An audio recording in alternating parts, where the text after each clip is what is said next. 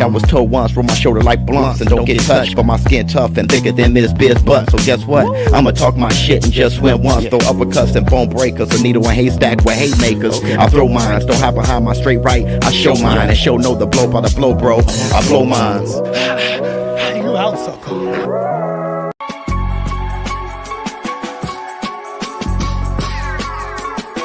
I'd rather have my head stuck in the clouds than buried in the mound. Feet touching the asphalt, back won't touch the ground. You ops about that trash talk, my hands speaking loud. The crowd sound is drowning our conversation now. I know what I'm about to do, can't coma induce. But look, I train not to lose, what else is there to do? I'm a fighter, hard like barbed wire, sharp the same way I'm tired. But get energized when the crowd say showbiz boombaye. Showbiz boombaye, my style's impetuous, my defense impregnable. There's no B plan when the A plan is doable. My ritual, jump rope, heavy bag, cutthroat. I'm the best in the world because my ego says so. A fighter, I am lost in this whirlwind, this make-believe world where it's a sin to be a grown man. Look, I never read a book, bruh. I must admit, I'm about that grit and that dumb shit where your head's on some drum shit, body got Bambi legs, ears on some hum shit, later getting medicated, urine on some blood shit. I want wildest power with Devin Haney's defense.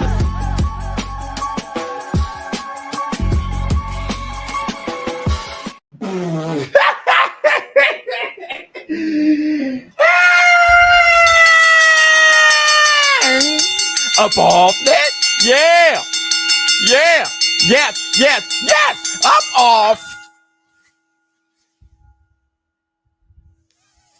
But hey, y'all know what day it is. Y'all know what day it is, huh? Yeah. Yeah. It's Taco Tuesday, baby. What's up, my people? This is ShowBizz, don't. All right, man. Look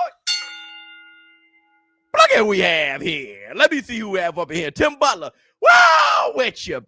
Jesus Cruz. What's going on with you? Whoops. All right, man. Lord. First I want to say this. Everybody, welcome to the Taco Tuesday. If you haven't done it, please close out the chat, hit the like, and give it up for the Vonda Hill. Bring on this with the laugh and do the cabbage patch. Kiss a pretty lady and then sign some autographs. The Burnell man can shaboing boing. Hit the Tyson bell. And yeah, we ain't doing a damn thing until we first give it up to the lady. You should let me in. You deserve it. No, you deserve it. Baby. Oh, hit the Tyson bell. And wait a minute. Hey, how about my dog? Yeah, put it simply in here. I like surprises. I came here for prizes. Big booty and thighs is promising my guys is how I could get inside this. Stupid, I realize this, but there's so much I wanna know about you, but I don't really wanna know. That's what they say. You make it too hard for a nigga. I got you, but I got the time. Let's make it work. Hit the Tyson bell. Hey, yeah, my brother, yeah. You gotta buy your own. Boom. We outside. Think it happen when you outside. You can lose a fight, see a chick, have a con with that vibe. You can ride a bike, see a nigga, and ask if he's alright. Hit the Tyson bell. Yeah, it's a Taco Tuesday. Y'all got to go into y'all week, but we ain't going to go until our week without giving a shout out to our inspirational speaker, Squad.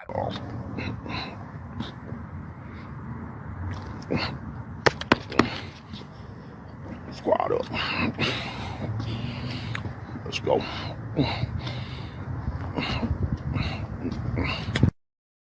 Hit the Tyson bell. Okay. I got a show for you guys today. I will be doing the grand arrivals for Conor Ben and Cris Eubank. I'll be doing that at noon. So today it's going to go longer. We may have it'd probably be a 2.5 hour show at the Tyson bell. All right, but before we do all that, I wanted to go on an hour early and talk about Vergil Ortiz boots Ennis. One hell of a couple days. People have really been losing their minds. And the funny thing is, I haven't been looking in my comments much, but I decided to last night. And when I did, I couldn't believe what I saw. I could not believe what I saw. I saw people defending the duck in ways that were so inconsistent, I couldn't believe it. And then short-term memory loss into immediately thinking that I'm some Boots Ennis fanboy. And I need for you guys to stop doing that. When you guys see what I've been on, and if I am not saying anything pro who you're ball riding, all of a sudden I'm on the opposite team. I will always be on the side of boxing. When I said I wanted Boots Ennis and Terrence Crawford, all of a sudden I was a Terrence Crawford hater. When I said that Boots Ennis ducked Vergil Ortiz 11 months ago or whenever that was, people said that I hated Boots. And now that Vergil Ortiz is ducking back, people are saying that I'm a Boots fanboy and hate Ortiz. How dumb can y'all get? Another thing is, people think I'm flip-flopping. Because I said Boots ducked 11 months ago, I can't say Vergil is ducking now. I'm in reality. I say what it is. You ducked then, you're ducking now. And like I said in my ex, and I said at the top of my comments, 2 ducks don't make a fight. Put the fight on. Now, I don't live in the past, bro. The point of the war room, the point of a boxing fan is to get the fights you want, not to argue in the comments to protect the person you're in love with. I am a Ortiz fanboy or a Boots fanboy. You got to talk about 11 months ago, and we argue that to see who ducked first. I don't give a shit who ducked first, who ducked last. I just want to see the fight.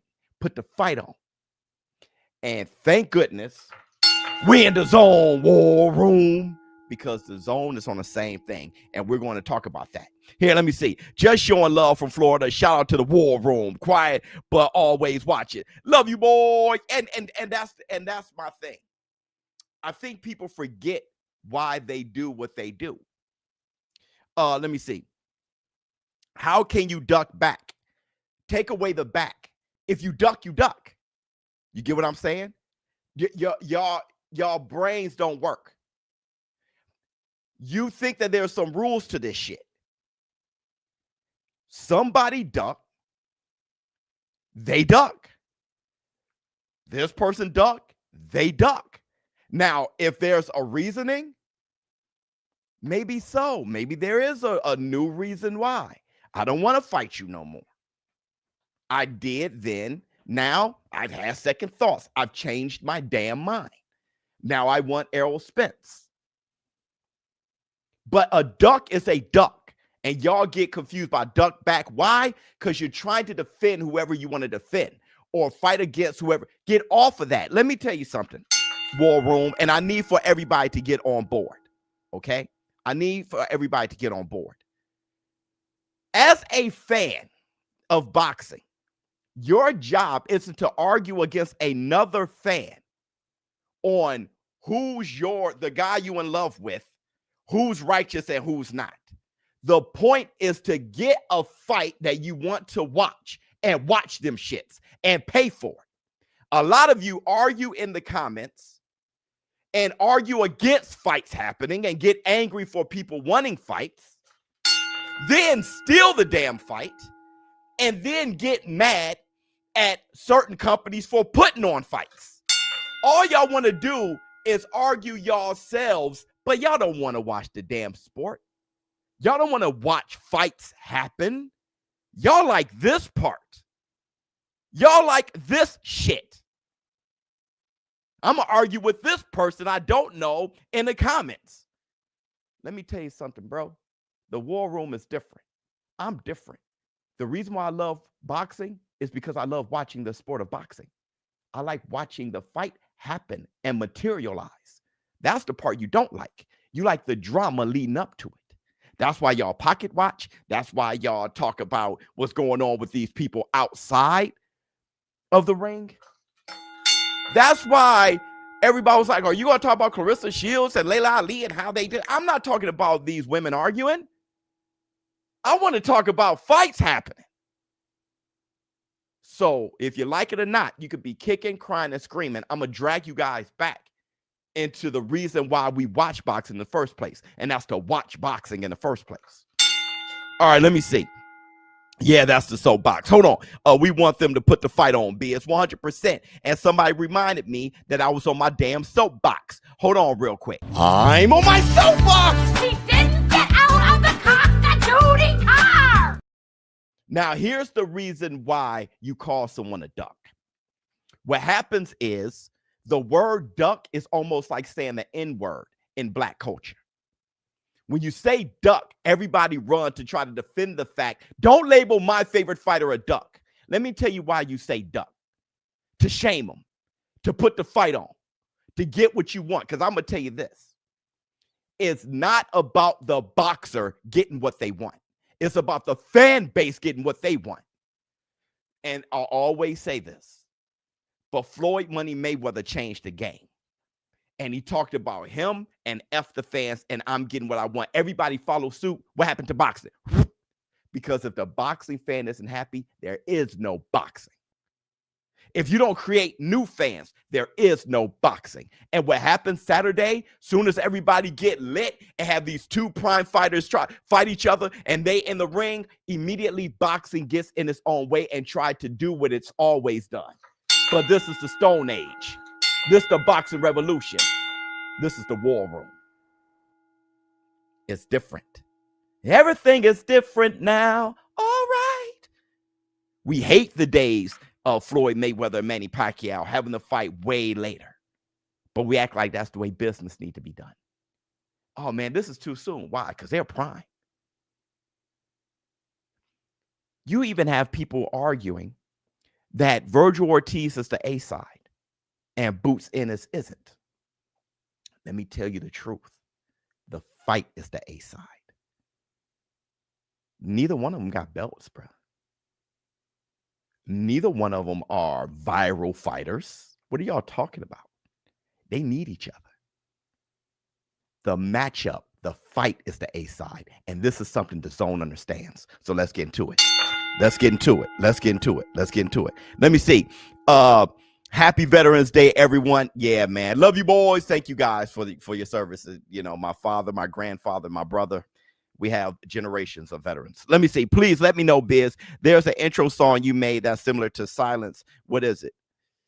Please. I don't know what you're talking about. Or How I Can Find It. Please. Killing My Brain. I don't know which one it is. Let me see.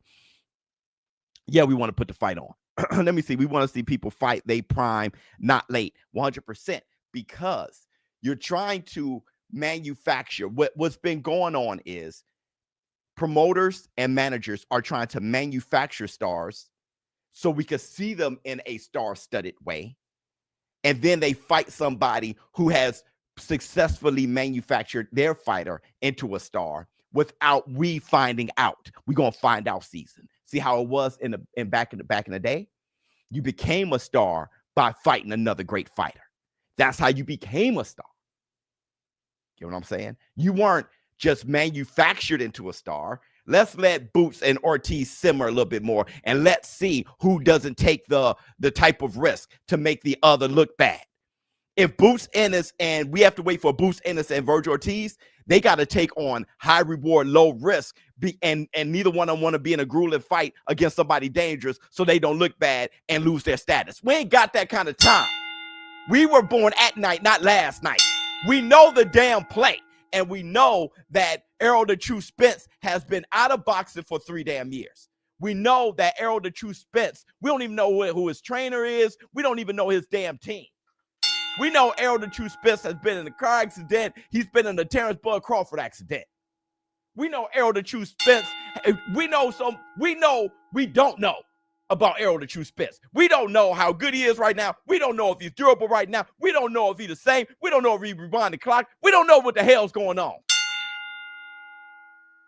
And when they talk about Vergil Ortiz being the A side, now I love him like a play cousin, but to keep it real, Errol Spence is the man. He just got to actually get back into being the man. He's the biggest name out of all of them. But Errol Spence needs a tune-up. He needs to not be the idea of Errol Spence, but be Errol Spence. And he can only do that if he gets a tune-up or two and get back in the groove of things, the way Tyson Fury did when he was gone for 3 years, the way Muhammad Ali did when he was gone for 3 years. Errol Spence need to come back, get back in it, and be a real threat and be Errol Spence, not the idea of Errol Spence. And y'all trying to make money off of that. And we know that. But we're not going to take it, and neither is DAZN. Hold on. Hold on, everybody. Hold on, everybody. Hold on. Hold on. Hold on. Let's enter DAZN war. We in DAZN war, man. So I'm going to show you guys the comments. Hey, yo! Comments! Fix me some of that Dick Gregory. Some of that Dick Gregory. Let me see. Nah, Biz, let high fight. I don't know what the hell that is. Okay. Why can't I super chat? I don't know, brother. Fine. Maybe it's your credit card or something. Let me see. I disagree. Charlo the man at 154. Let me tell you something, my brother. Let me tell you something, my brother. That type of mentality distracts the best fights from happening. Charlo ain't the man at 154. Errol Spence ain't the man at 154. They ain't active. They ain't doing nothing. How are you the man and you ain't do shit for 2-3 years? You're a name, bro. You got to get back into the groove of things. You can't be the man over people who's been working. Get off of the tags. Get off of the names. Get off of the ideas and get back into watching the fights, bro. The man is the one who's been working. The one who's been fighting. It's Vergil Ortiz and Boots. They fight each other and hash it out. If you ain't active, you ain't the man. And that's the Black Two Sugars. You a name. Let me see. Hoya pushing Vergil as a side because Golden Boy is known promoter and want Vergil to take the Mexican fan base, which won't happen because Vergil is the first American, then Mexican ducking Boots because of local. I understand what De La Hoya is trying to do, but I'm speaking as a fan. See, understand this. Understand. Jamel can't make 154 after 168. Fight impossible. I don't know. I can't say what that brother can't do, but I'm going to tell you this. All right? And we got to hurry up and get to the point. But I'm going to tell you this. I don't care what promoters are trying to do. Because the promoter isn't the strongest entity. It's us, the fan. The fan, we're too intelligent now. It is our money. It is our views. It is our interest that builds the sport. Promoters thinking for them just about their bottom line. Fighters just thinking about their bottom line kills the sport. It kills it. And to disrespect the fan and think that we don't know, and to lean on a fanboy who by hook or by crook is going to take up for their Vergil Ortiz or take up for their Boots or take up for their Tank or take up for their Shakur or take up for their Ryan Garcia, no matter what, there ain't enough of him. There ain't enough. That's why boxing is going down. Respect the fan. Respect yourself. Let me see. Duck, Boots, tag Team Ortiz. You're it. That's right. Hit the Tyson bell. Y'all be putting promoters and y'all don't even value yourselves. I'm sitting here fighting for us, fighting for the boxing fan, and y'all keep fighting against the biz, and I'm for you. Okay. Member for 23 months. Bye. Look, check this out because I'm not alone. Dan Raphael responding to Believe on Jesus Christ, who said, I am going to be so disappointed if Ortiz fights Spence instead.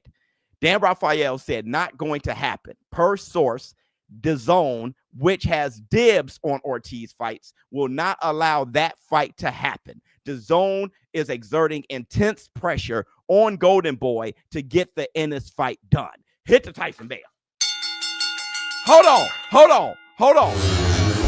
We in the zone war, home. You want to know why that is? Because we ain't got that kind of time. DAZN is the last boxing channel left. We can't keep playing around and bull jiving.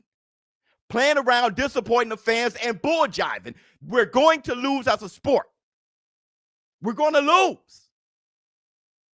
How many times you must do the same thing, run the same play, grab the same blindfolds, and think everybody's going to win? You're going to burn the whole house down trying to save your one damn bedroom.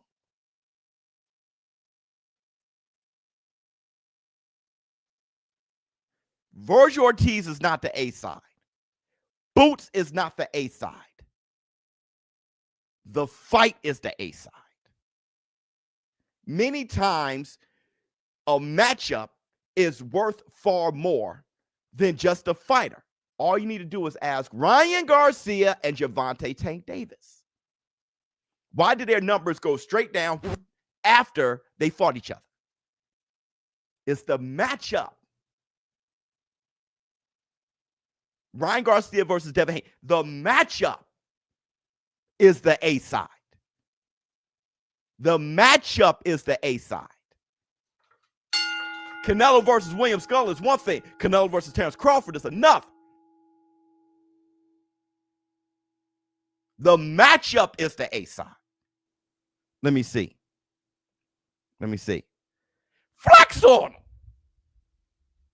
Seep. Left hand on him. Pow, King Kong ain't got Credo. Let me see. Happy Veterans Day to my beautiful brothers and sisters that serve. Yep, BS. Talk to them. They better listen to it. Brother. Hold on, brother. Brother, you hold on right now. That brother said, preach when it's time to preach on the preach. Everybody, man. Happy Veterans Day. Love you, boy. Let me see. What do you think is next for Canelo? I don't give a damn. Heal his elbow. Let's go, DAZN. Let's go, War Room. We won Spence Crawford 2, 5 years late. I mean, dude, we just want to see Spence in the ring. I love to see him in the ring, but to build, knock somebody out. Then you talking about a major fight in Dallas. Hearn already said Matchroom Golden Boy and DAZN sat down and worked out a deal for the fight. Top of 26, DAZN holding Oscar accountable. That's right. They already sat down. They already hashed it out. And then now they're talking about Spence. But let's move forward because I don't want y'all to say what y'all think it is. We just going to go off of the receipts of what it is. And I do that every time. This right here. We'll see if a deal is actually concluded, but per source, Golden Boy is seeking to put a hold on MGM Grand Garden Arena or T-Mobile Arena in Las Vegas on March 28th. Ortiz, Ennis, #boxing. Hit the Tyson Bell. You want to know why that is? Now, there's going to be a few of you guys sprinkling in here that's disappointed. I'm for my fighter. Because the people have spoken. Believe it or not, the fans want Boots and Vergil Ortiz and been wanting it for a long ass time. We never got AJ and Tyson Fury, bruh. We never got AJ and Wilder, bruh. You always think there's time and it doesn't happen. For whatever reason, it doesn't happen. You got to strike when the iron's hot. You got power. War Room, you got power. And when you flex that power and boxing responds by giving you what you want, you reward them by paying for it, not stealing. Because that kills the sport too. Win, lose, or draw, you get excited by what the product, what they gave you. And you watch it again. And again, and again. That's how you make boxing number one sport in the world. As long as boxing put the fight on. Let me see. pressure because of the ultimate sub model from DAZN. Whatever business, whatever you want to call it, brother. I don't give a damn if there was no ultimate sub model. They gotta make money. Do you understand? Have you ever made money before, brother? I don't give a damn if there's no ultimate plan, ultimate fan. If it's just the network got to make money or else it crashes. I don't care if it was just pay-per-view model. Doesn't matter, brother. You got to watch it. You got to pay for it. You have to build a brand. And DAZN has to build a type of brand where you know that DAZN gives you great fights. No more bull jiving. Y'all are so dialed in and focused on the pettiest shit. You got to have some grit one day. You got to have some grit. Let me see. We don't want another Spence Crawford 5 years late. Meant to say. Exactly. That's exactly. The fight was Crawford versus Boots. Did we forget? It's not happening. It's done. Crawford doesn't. He ain't coming to 150. It's done. Right now we got Boots and Ortiz. It ain't happening. Why talk about some shit that ain't? Y'all lost it. Y'all lost it. But for everybody, we got to revisit this. Vergil Ortiz indeed wanted Errol the True Spence. He wants Errol. He wants Errol the True Spence.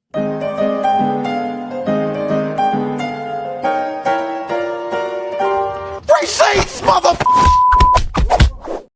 Check this out. Which one of them do you want next? It doesn't matter who's next.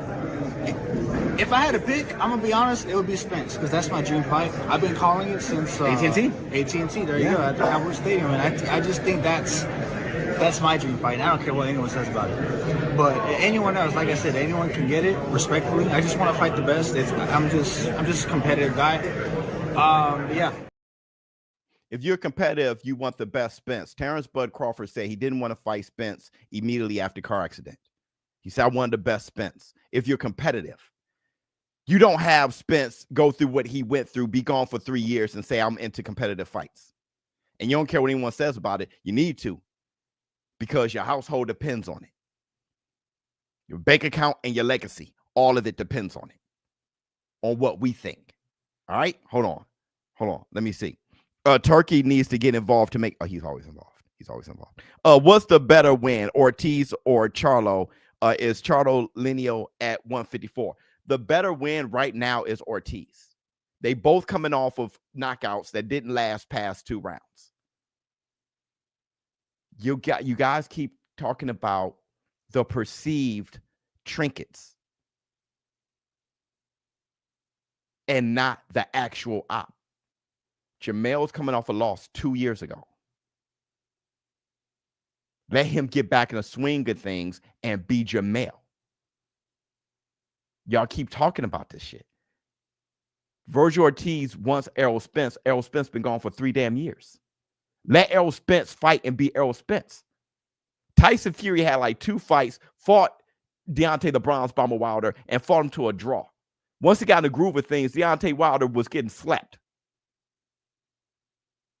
Do you just want Charlo the name? You might as well cut out a cardboard frame of Charlo and then throw him in a ring with Ortiz. Or do you want, or Boots, or do you want Charlo? You want Errol Spence the name and what he's represented in the past? Or do you want Errol Spence tuned up and ready, Errol Spence breaking bones, being the bone collector, then fight Ortiz, then fight the winner between Boots and Ortiz? How about after that, then they fight each other, Jamel Charlo? But you want them to fight each other, the best versus the best at their best. Right now, the energy has revved up for Ortiz and Boots. First round knockout, 154. Ortiz, second round knockout, 154. Then they're in the ring with each other, and it's all revved up. Then they fight. It ain't the end of the world. They can have a rematch. As they're doing that, Errol Spence can be tuned up. Jamel Charlo can be tuned up. The best versus the best at their best. Y'all know it makes common sense. Y'all just trying to, let's see what I can say to sound like a damn fool. I don't know what the hell wrong with y'all. What can I say to sound like a damn fool? Let me see. Mbili, Lester, Charlo, Boots, Vergil. Yes, need a 154 tournament. That's right. And that's what we're talking about doing. That's what we're talking about doing. Let me see. The problem is the boxers are soft, except a few, and the fans be finalizing. I know, fantasizing about fights that ain't happening or don't make sense. American boxing started to annoy, but Boots by murder, because people don't want to see the fight. They want to argue about it. They don't want to see the fight. They just want their input. The fight is the most boring part for it. People aren't boxing fans. They don't want the matchup. They don't want the matchup. They could do box rec for that. They could do highlights for that. They just want to talk shit in the comments. I want to watch the fight, bro. Let me see. Facts. Maria. I've diagnosed what it is. But let's move forward because we got 30 minutes left before we watch the grand arrivals about some damn fights. Now, Ortiz saying that he won Errol Spence. Errol Spence was in the locker. I king, I do or die king. I take purple to the head like a Viking. Free drinks to a head like a Siamese. We getting drunk in this motherfucking high key. We about to pop off like when you pop the lock off. Brandon got the cannon that'll knock your blocking socks off. I love seeing Errol. Now I want to see him in the ring being Errol. The one that had Kell Brook trying to keep his eye in the socket. That dude. I ain't seen that dude in a minute. Right? This guy been with his kids and everything, been a great husband, great father. But I want to see the maniac again, and then I'll be lit. Let me see. Today's my 42nd. Happy birthday, man. Each year I come on here and you show me love. Yes, Lord. Let's keep the streak going. Love you, boy. Love you, boy. Melvin. I had a best friend named Melvin back when I was a kid. He had a twin named Marvin, by the way. Okay. So let's move forward. But Errol Spence meeting up with Ortiz. Now, here's the thing.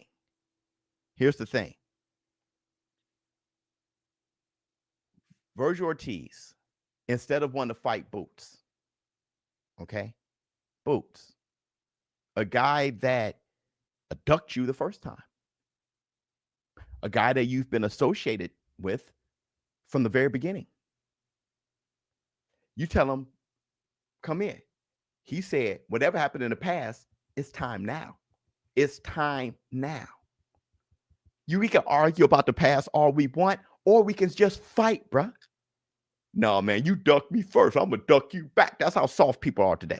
Like I said, it's like a dating app. People look at it how they deal with chicks now. The time is now, bro. Whatever you think about me, whatever you thought about me before, the time is right now. Vergil said, if it was up to me, I'll fight Spence. Really?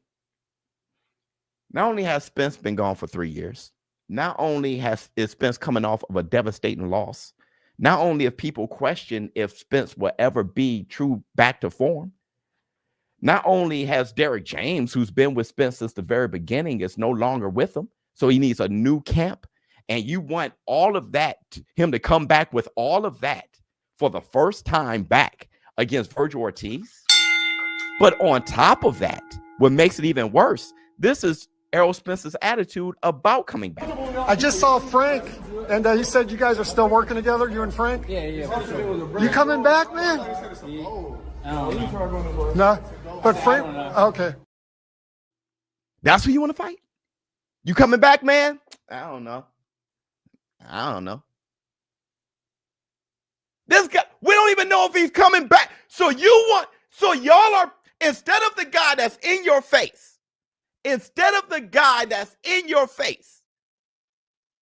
you want to call out the guy that doesn't even know? I don't know. That's what you're doing? That's what we're doing? Even if he comes back, his spirit is like, that's what we're doing here? Why did you call Boots into the ring in the first? Why you tell him to come in the first? Why didn't you make Errol Spence jump in the ring? But we are damn idiots for wanting the energy of Boots and Vergil. We supposed to want, I don't know. And it makes sense to me. I don't know.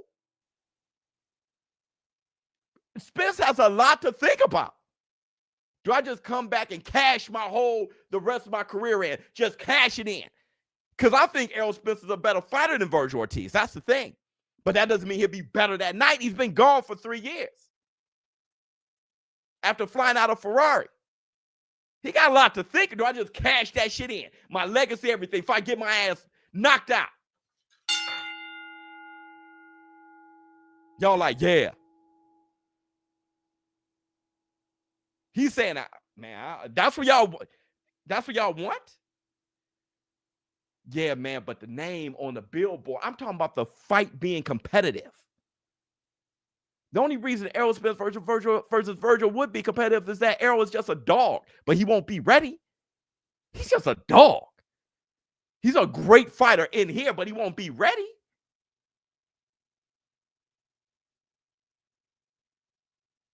Yeah, the name. That's why I'm so happy. DAZN is like, hey, nah, bruh. It's time, bruh, to make boxing right again.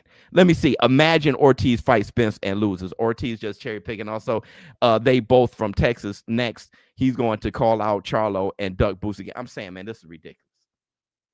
You don't know that, but chances are that's not him at his very best. Juan, I know you're trying your best to suck Vergil Ortiz off, but Boots is coming off of a first-round knockout of Lima. First-round knockout, y'all attached. You coming off a second-round knockout. And you think that's the best Errol can be after getting flung from a Ferrari and then getting dribbled all over the canvas against Crawford and losing his trainer, Derrick James, and being gone for 3 years? You talking about you don't know that? That's what... Dog, shut your ass up. You're looking like a damn fool in front of 1,100 people. You're looking like a damn fool. And that's the Black Two Sugars. Let me see.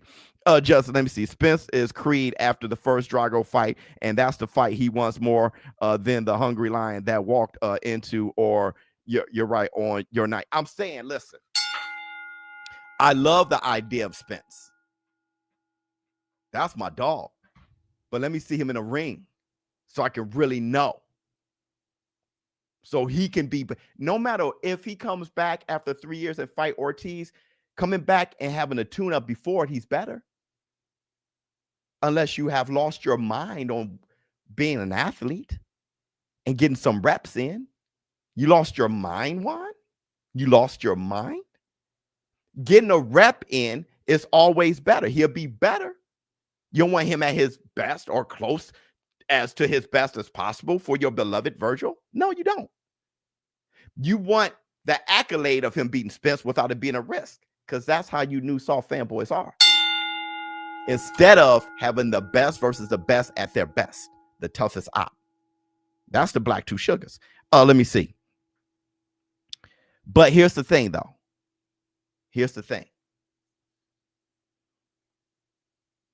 I don't understand why Golden Boy, Oscar De La Hoya, think the fight with Spence and Vergil Ortiz can happen.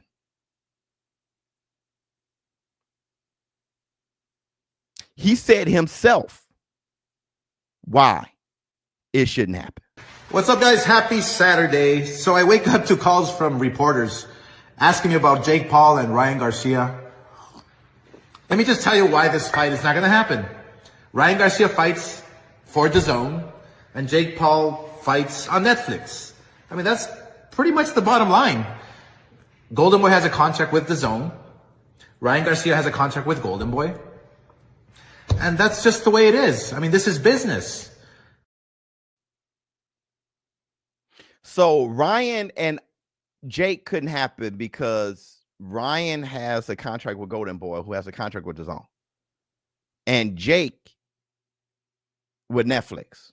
Wait, hold on. So Spence and Vergil Ortiz should go a little bit like this, right? What's up, guys? Happy Saturday. So I wake up to calls from reporters asking me about Errol Spence and Vergil Ortiz. Let me just tell you why this fight is not going to happen. Vergil Ortiz fights for DAZN. Errol Spence fights on Prime. I mean, that's pretty much the bottom line. Golden Boy has a contract with DAZN. Vergil Ortiz has a contract with Golden Boy. And that's just the way it is. I mean, this is business. Game, set, match. Same shit. So that fight can't happen anyway. Point blank. Let's move forward. Hold on. Let me see. Still pushing. Now you look like a jackass, right? You just look dumb, right? Jumping to conclusion before I made my point. Stop being stupid. Listen first. Let me see.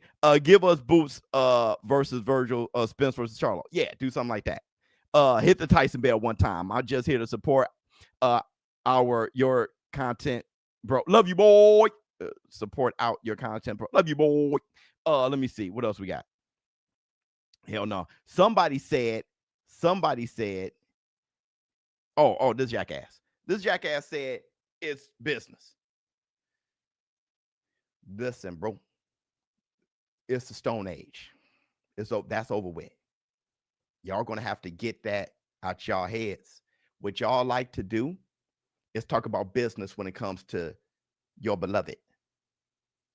But if Tank Davis is talking like that, or Boots Ennis is talking about that, you say that they're soft. But when your beloved talks like that, it's business, right? Y'all got to stop flipping. Y'all got to be men. Y'all got to stand on your own, and you got to hold the same integrity for everything because you are the fan paying your money. You got to hold everybody accountable. You can't be moving the goalposts for your beloved. Let me tell you something about the business of boxing. The business got to be boxing. Boxing. Competition.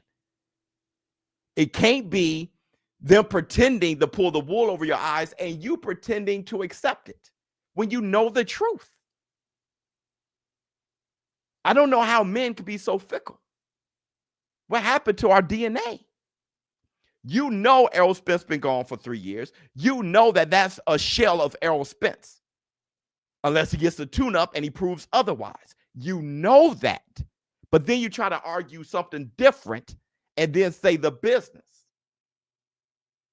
But we're not dumb, and neither are you. So why are you pretending? Don't fake yourself out and don't act like you're going to convince anybody else. Everybody got to be genuine.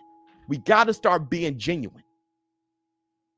Because if we being fake and phony, not only do we lose, the sport lose. That's why it's not on Showtime anymore. That's why it's not on HBO anymore. That's why it's not on DAZN anymore. And y'all would be clapping and applauding once boxing is gone forever. Then y'all going to complain that it's gone. When it was your doing. Stop stealing. Stop fanboying. And put the fight on. Hold on. Let's move forward. Let's move forward. Let's move forward. Let's move forward. Now, here's the best thing I heard about the whole situation. Why is it the best thing? Because it came from Eddie Hearn. And why is it great coming from Eddie Hearn?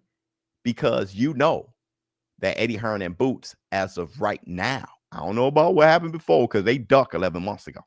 But as of right now, you know their energy is for the fight. And now they sound like something I can recognize where they didn't before. But now they do. See, the funny thing is, you know when someone's ducking when they're trying to convince you some shit.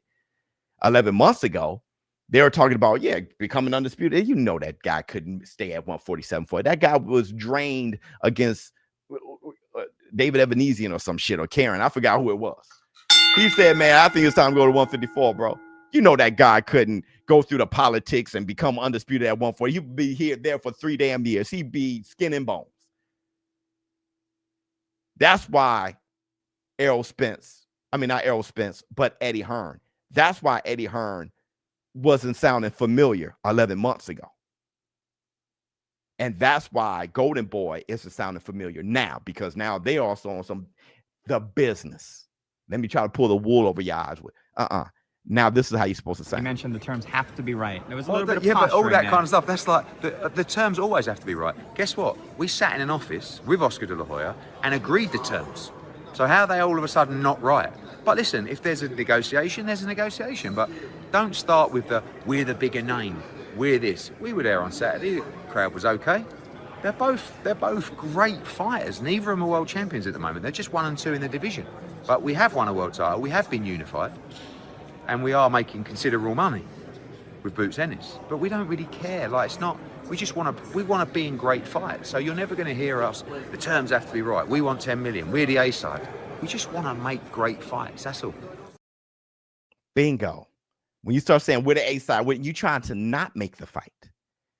We got to do this and everything got to be my way. And you're not trying to make the fight. It's time to make the fight.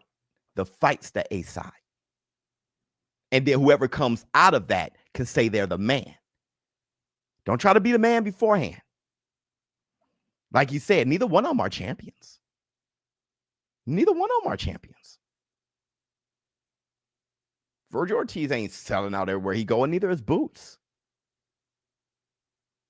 Hell, has Vergil Ortiz ever been champion? What the hell y'all talking about? They got to fight and hash that shit out. They both supposed to be hungry. While all of a sudden somebody's in silk pajamas. The fight is the A side. The fight is. And y'all just can't keep doing this, man. Especially Boots. Vergil Ortiz's resume is far better than Boots. Boots out here lollygagging and bull jiving. Y'all got to fight each other, bruh. Y'all got to fight each other. Belts don't matter. Nah, the matchup matters. But I'm just saying when it comes to the A side, all they stop. The fight's the A side. The fight's the A side. Let me see. My bad for being off topic. Okay, I got Hagel over to G-Man, and I got Tommy Hearns versus the Hawk. Over the Hawk. Okay, let me see. Oscar's scared to risk the investment. Of course. Of course. Someone asked, how can someone duck back? Easily, bro. Let me help you guys with this analogy. And many of you, there's probably enough of you guys who've never been in a fight. So I'm just going to break this down for you. I remember one time there were these two guys in the parking lot. I was young. We were in the hood. And they were in each other's face talking about fighting. And everybody was holding them back. And they scream and they told me, I'm going to whoop your ass, and pop, pop, pop, pop. And they just going off. And somebody said, let them go.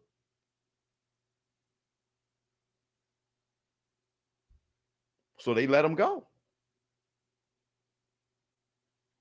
And a fight didn't happen. They didn't fight. How can somebody duck back? You can scream at somebody when you get the feeling that they ain't going to fight you. Then when they get up and say, you know what, I'm sick of this shit, all of a sudden you're like, yeah, now you want to fight. Now you want to, and then you try to back out of it. That's how shit like that happens. It happens all the damn time. It happens all the time. Let me see. Trey, hold on, Trey. I felt you'll be here today, bro. Something great. Trey. Bang, trick-or-tie-tea. But Trey day only met easy skate day. Flex on him. Seep. Left hand on him. Pie King Kong ain't got on Trey. He said, I saw King Cheese pop up. We still in here. Keep preaching biz. Love you, boy. Hold on, brother. Hold on. That's $200. That's another you did. Something great. Trey. Bang, trick-or-tie-tea. But Trey day only met easy skate day. Love you, boy. He said, look who Devin is fighting, and it's the undercard. Yeah, I love the matchup. I'm more excited about that than everything else on the card. Receipts show Ortiz ducked Boots in IBF Eliminator, and when Rob Garcia said they need 48 months, and he wanted at least unified lineal before leaving. I don't give a damn. Right now, let's get the fight. Put the damn fight on. I would arguing that is a waste of damn time. That's us as boxing fans. We do that too damn much. Arguing that shit is a waste of time. We're going to take a quick break. We got 10 minutes before the grand arrivals. We're going to take a quick break. We're going to run through a few things, and then we're going to do the grand arrival. But this video I like to call the fuck break. I would describe my dating history as checkered. I've been married twice, but I always say 2 marriages can happen to anybody. So my name is Joyce Carlisle. Oh, I hate being single. I hate it. I'm so lonely. A lot of these men that you get set up with are bald. And I don't like that. You should date me because I am the most fun you will ever have with a legal secretary. I love to talk about horoscopes, even though I don't really know anything about them other than my own. Oh, I want my next relationship to be forever. And I really mean that because I cannot get divorced a third time. I will not get divorced a third time. I love Mexican food, especially enchiladas. I love Jamaican men. They love their mothers. They're always very close with their family. They are not afraid to get in the kitchen and make a warm, cozy meal, and they love to dance. Well, I think the key to a good relationship is picking somebody who likes you. My favorite way to unwind, I love to draw a bath, buy some roses and pick off the petals, and I'll pretend that a man has done that for me. And I'll imagine that there's a man in there who's just outside the door saying, Joyce, you better not get pruny. I'm waiting.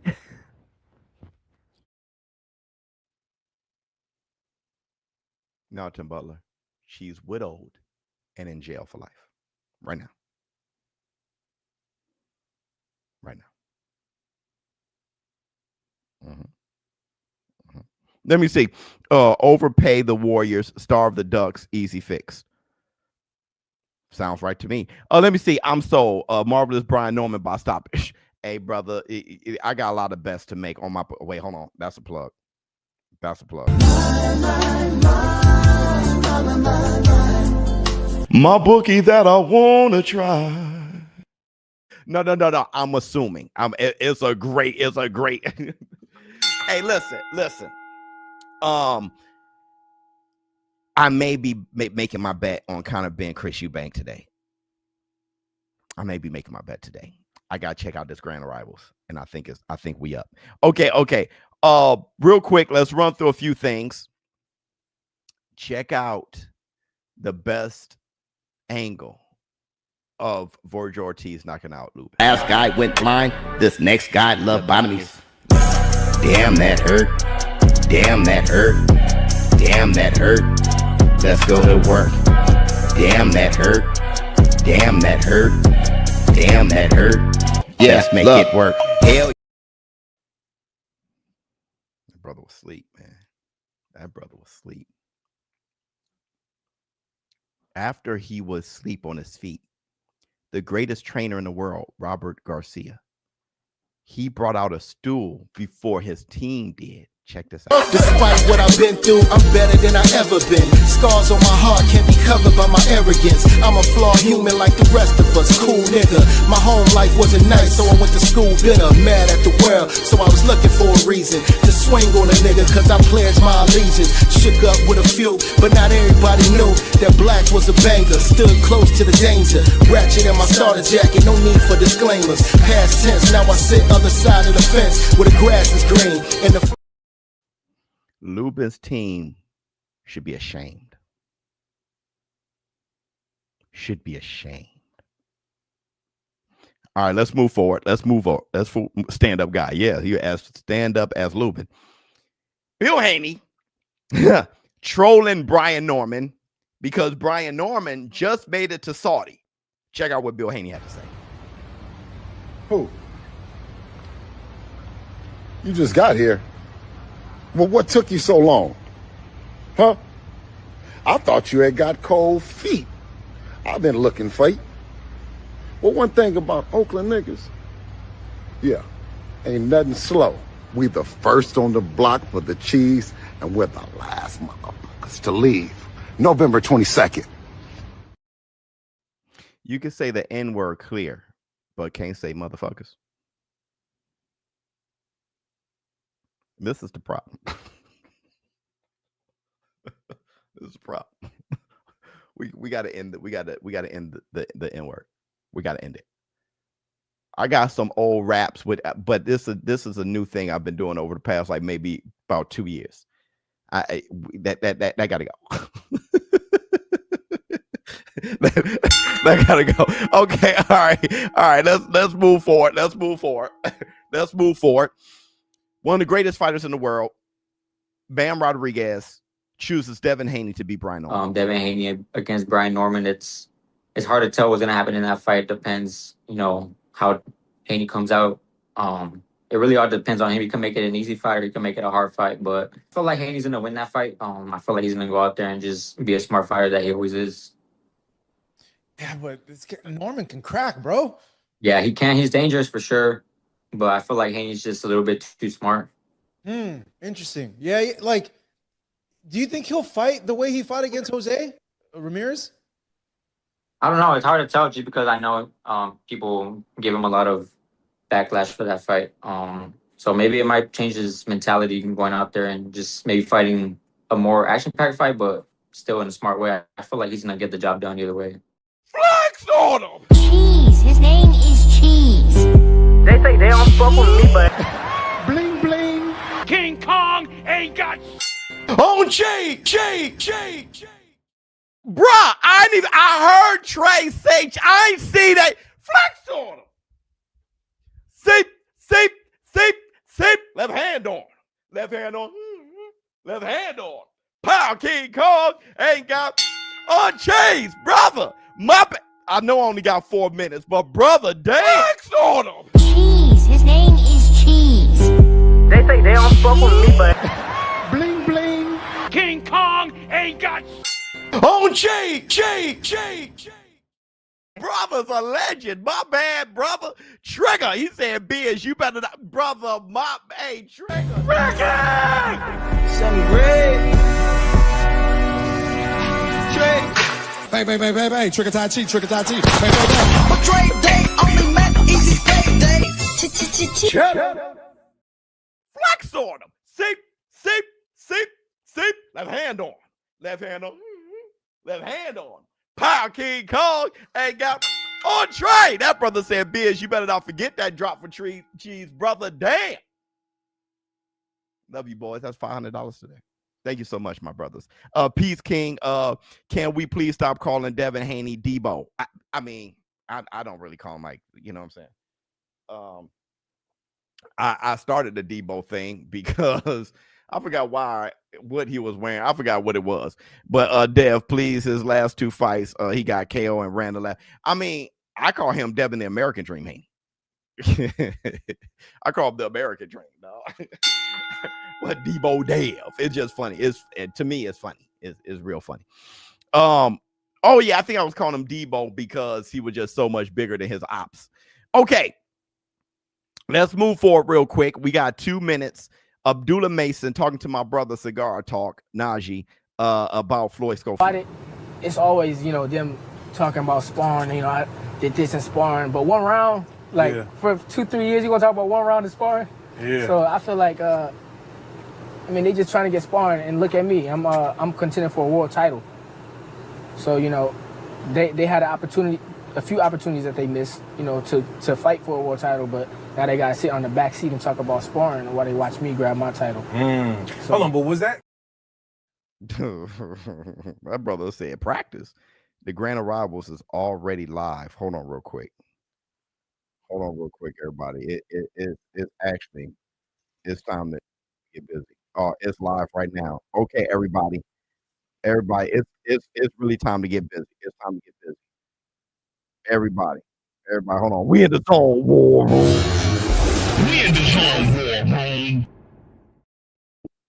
We gotta get the ground. We gotta get the Grand Arrivals together. Hold on. This right. I still can't believe that this rematch is happening. I can't even believe that this rematch is happening. Success begins with a person's will.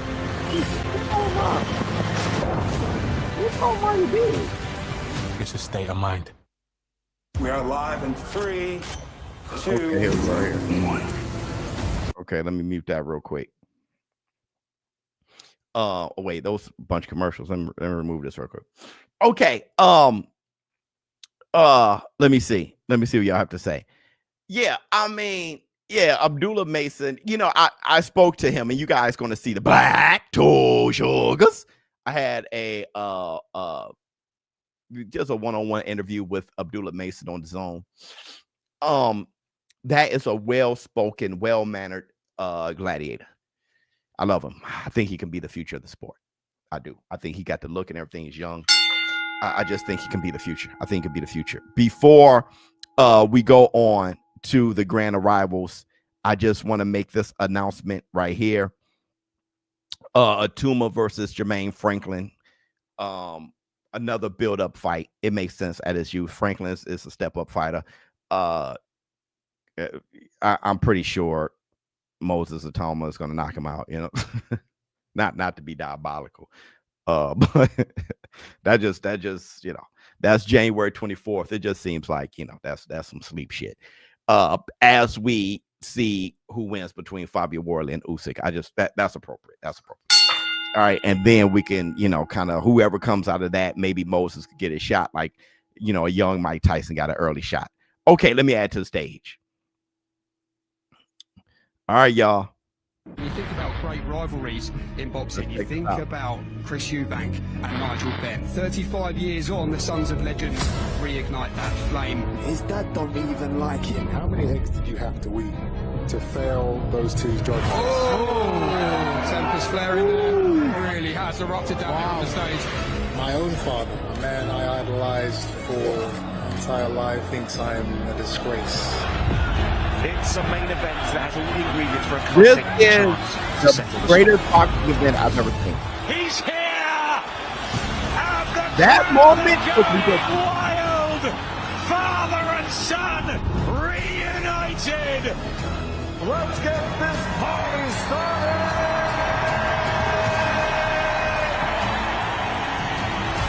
Bad blood, genuine hatred. The story is like no other. Cris or Conor. Here we go. Man, that's tearing down every single place. Back comes back. He's knackered. Oh. It's really heating up in there. Oh, he was out. Loser sleep at night. Oh, good shot from you, uppercut. And he walks right through it. Work on work. This fight living up to all the hype. Ancient days in history. Ladies and gentlemen, we go to the scorecard after 12 rounds. The winner by unanimous decision, Chris Eubank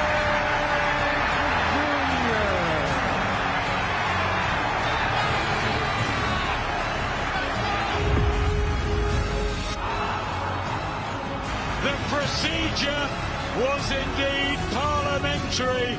Oh, shit. Oh, come on now. Man, that capital lit up on a lovely Tuesday evening. You guys Grand arrivals, we're here for unfinished business. Chris Eubank Jr. versus Conor Ben 2. Had to happen again. The first fight was so nice, they had to do it twice, and they do it. How many of you guys have Hotspur Stadium? Same venue as last time, and we're expecting a same epic encounter as well. Welcome inside this magnificent venue in Canary Wharf, East London. Welcome inside the studios as well. Adi Ladipo, alongside my two favourite friends in boxing, Barry Jones and Darren Barker. How are we, gents? Darren, how you feeling? Yeah, good. Pumped for this week and pumped for Saturday, of course. It's been a different type of build-up the last time. No X-Lap, no issues with senior and junior. But you almost feel like it's... Wait. Can y'all hear me now? Or was it hard to hear, or you couldn't hear me at all? Oh, fix my mic. Can you hear me now? Is it still fuzzy? You can hear me? Okay, so that means the volume was too high. Okay. The first fight. That's all you need to do. That's really it, isn't it? I mean, that's a good way of saying it. How is this still probably do need to do a bit of selling ultimately, right, to get the casuals in. All you got to do is just play a tape of the first fight and say, there you go. These guys are fighting again on Saturday. Yeah, look. You just need a good main event or main course. You don't need the starters or the hors d'oeuvres. We know that the main course is going to go as the first fight did. It's going to be round 13. It's going to be fireworks because of the pride because that's on the he's line. only here to They discourage. do Better. not want to It was lose. just And they loud. looked Right. probably Right. lost It's in muffled the first still. fight, But he's can you now hear got to us try and both? avenge I mean, you that ain't gonna loss hear us and- both clear. and get his name on the score sheet. It's just incredible. It's going to be fireworks. It really is. Yeah, let's remind ourselves of that fight. I mean, no excuses It's to good go back now. to April Okay, and watch this that's one. good. All right. And it was an incredible moment. I mean, it must have been goosebumps to you, Barry, So, ringside, I mean, watching these two go at it. It really was. You know, I mean, I'm going to say this, dog. I'm going to say this, okay? I'm going to say this real quick. And we're going to do our own commentary here.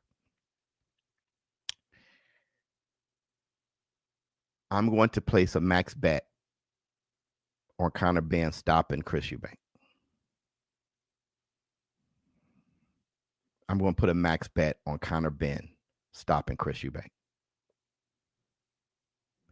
I think he stops him. He stops him.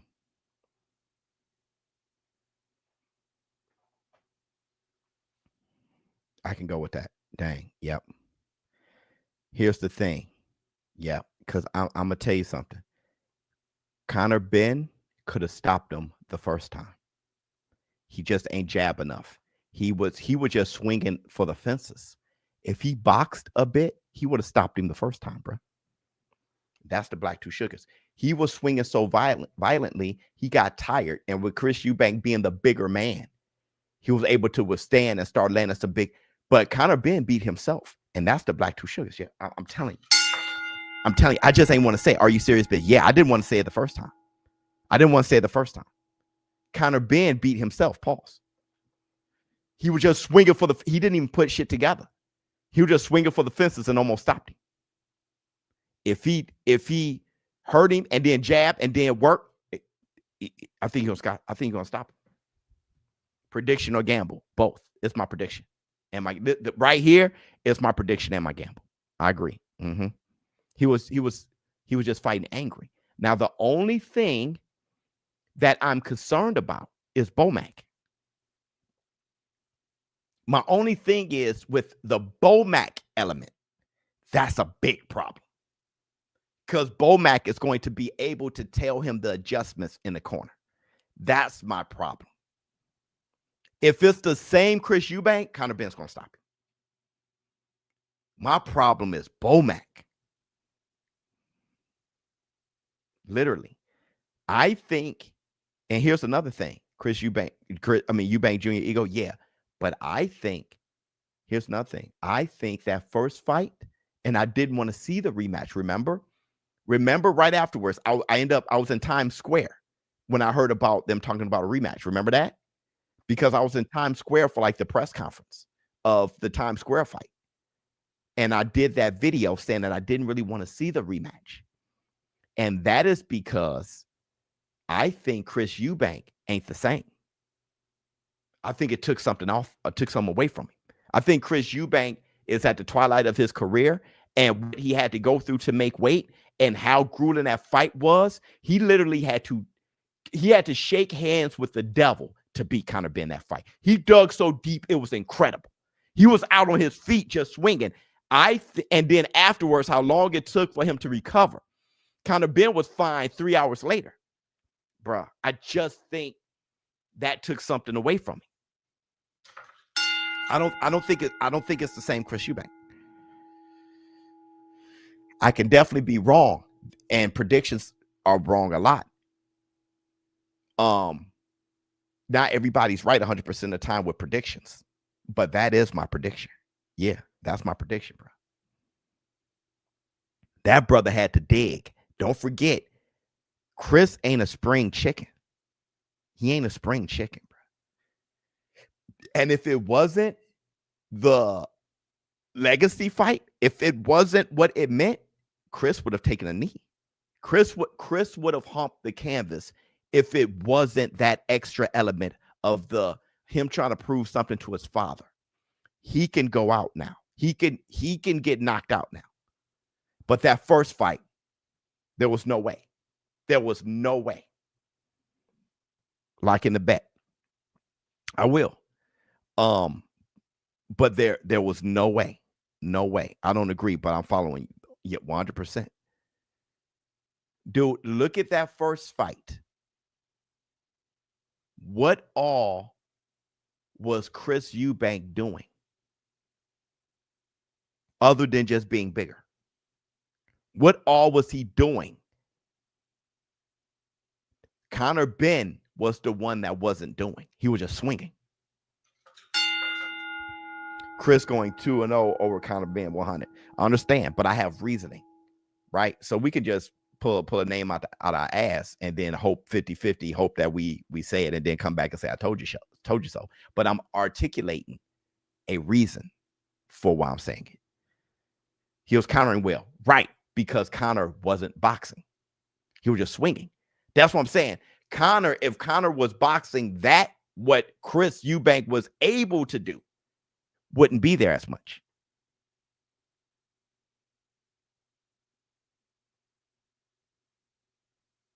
Chris Eubank was just big with a crazy heart, bro.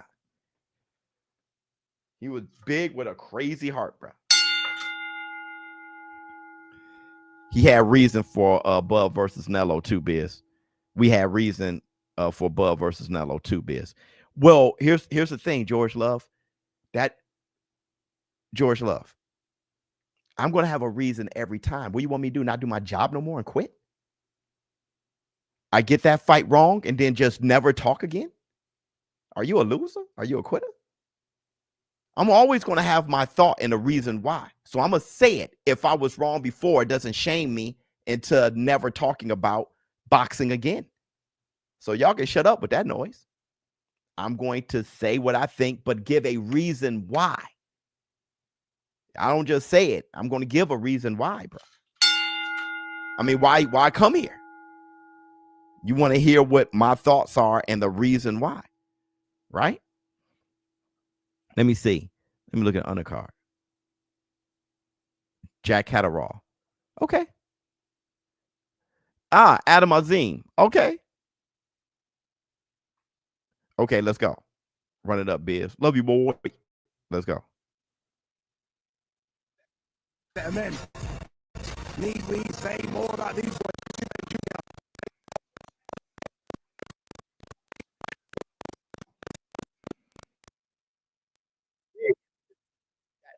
That is the mentality. Listen, bro.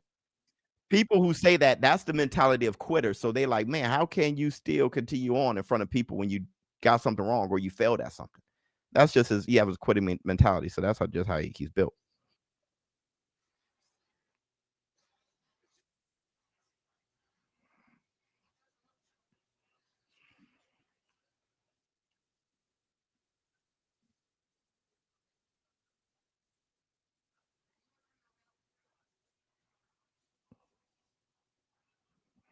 The sound was shit. I was pausing it myself, bro.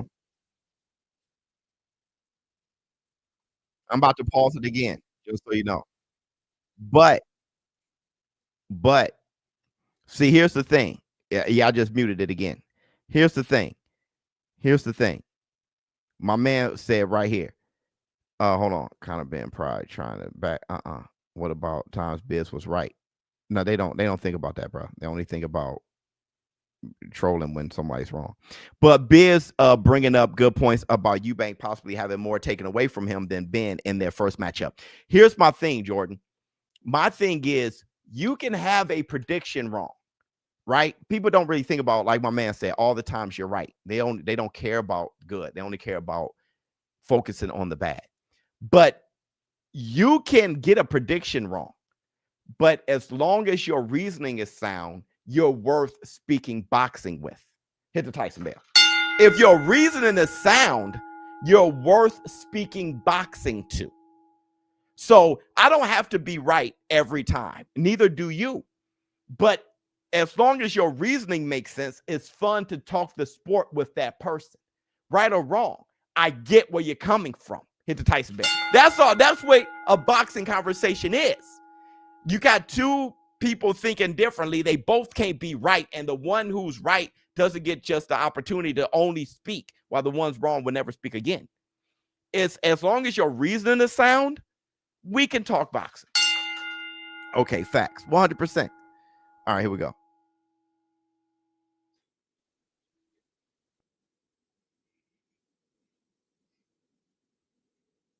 Lord casuals. Stacey Kendrick. They are ridiculous.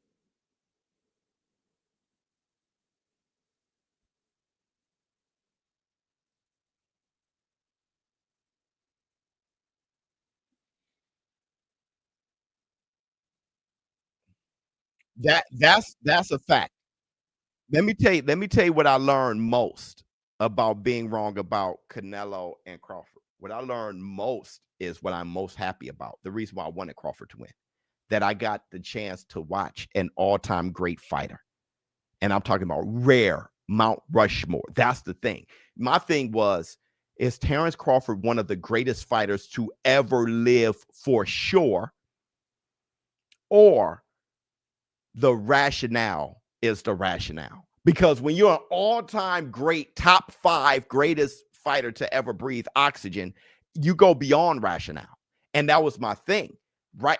The logic says Canelo, but it doesn't say Canelo. If Crawford, that's why I said if he beats Nello, he's one of the greatest fighters to ever, and that's what I want to see. So my reasoning was based on logic. Now it's like, let's see if Crawford's top 4 greatest fighters to ever do it. People who talk ish about wrong predictions never put money up. Also, they're wrong too. They just want to be spoken about on your platform. So they want to say something kind of shitty so you can bring them up, and that's their 15 minutes of fame. So it's not really, they're not really talking about anything that's worth, you know what I'm saying? It's just really, can I say something to be highlighted for today?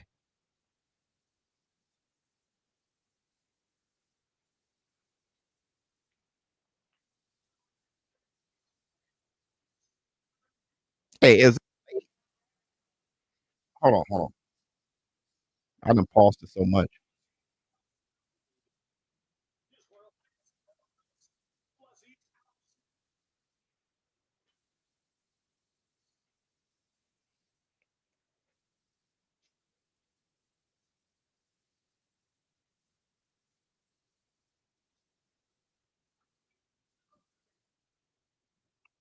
Hey, is the sound and the lips not moving at the same time?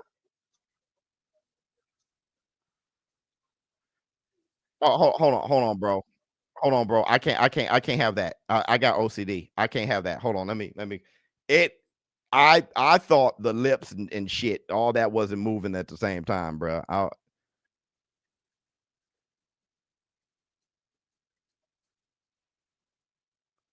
It's still doing that.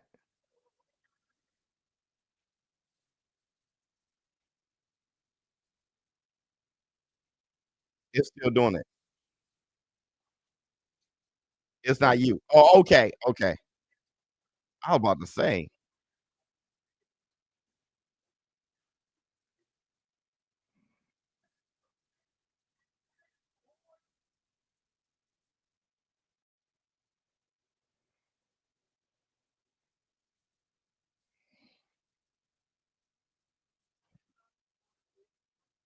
Y'all can't hear it? Can y'all hear it? Because I can hear it.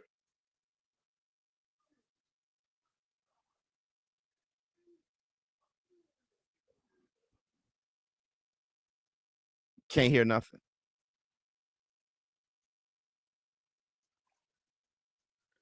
Can't hear it now?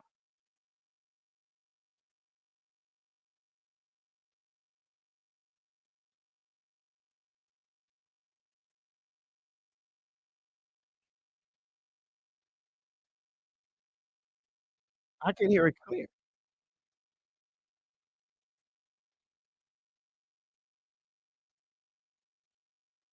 What the hell?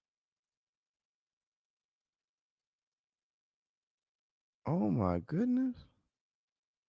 Hold on, brother. Everything's working good on my end.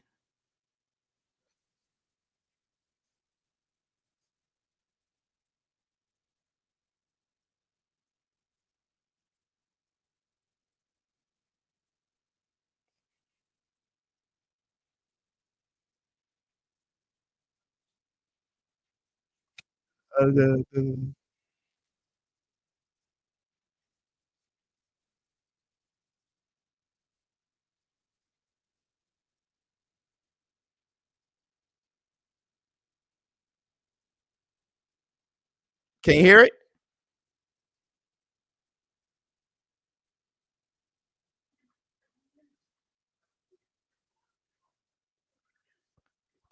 Can y'all hear me? We don't hear shit. No. What? What? Hold on, my exfoliated brothers. Let me. Yes. Oh, y'all did hear it. Oh my.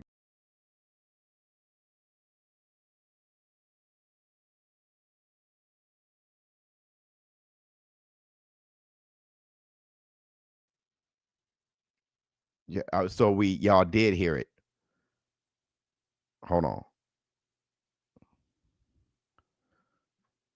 Get enough people saying no and messing things up and find that shit.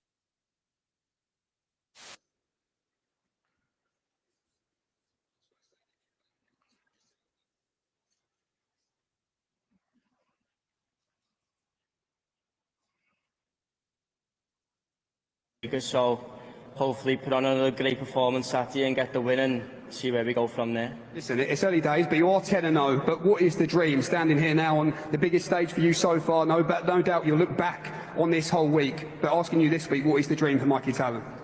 Just to win in a good style and show everyone what I'm about and what I can do and put my name out there. What do you know about the man in front of you on Saturday night? Not much. I leave that side to Joe and the team and listen to the instructions. Top man, Mikey. Wish you the very best of luck on Saturday. Thank you. Can y'all hear me too? Our next two fighters competing Saturday in a scheduled 12-round contest. It will be for the vacant British and Commonwealth Super Welterweight Championships. Let's first welcome the challenger from Leeds, Yorkshire, England. His professional record, 14 wins, 3 defeats. 6 of his 14 wins come by way of knockout.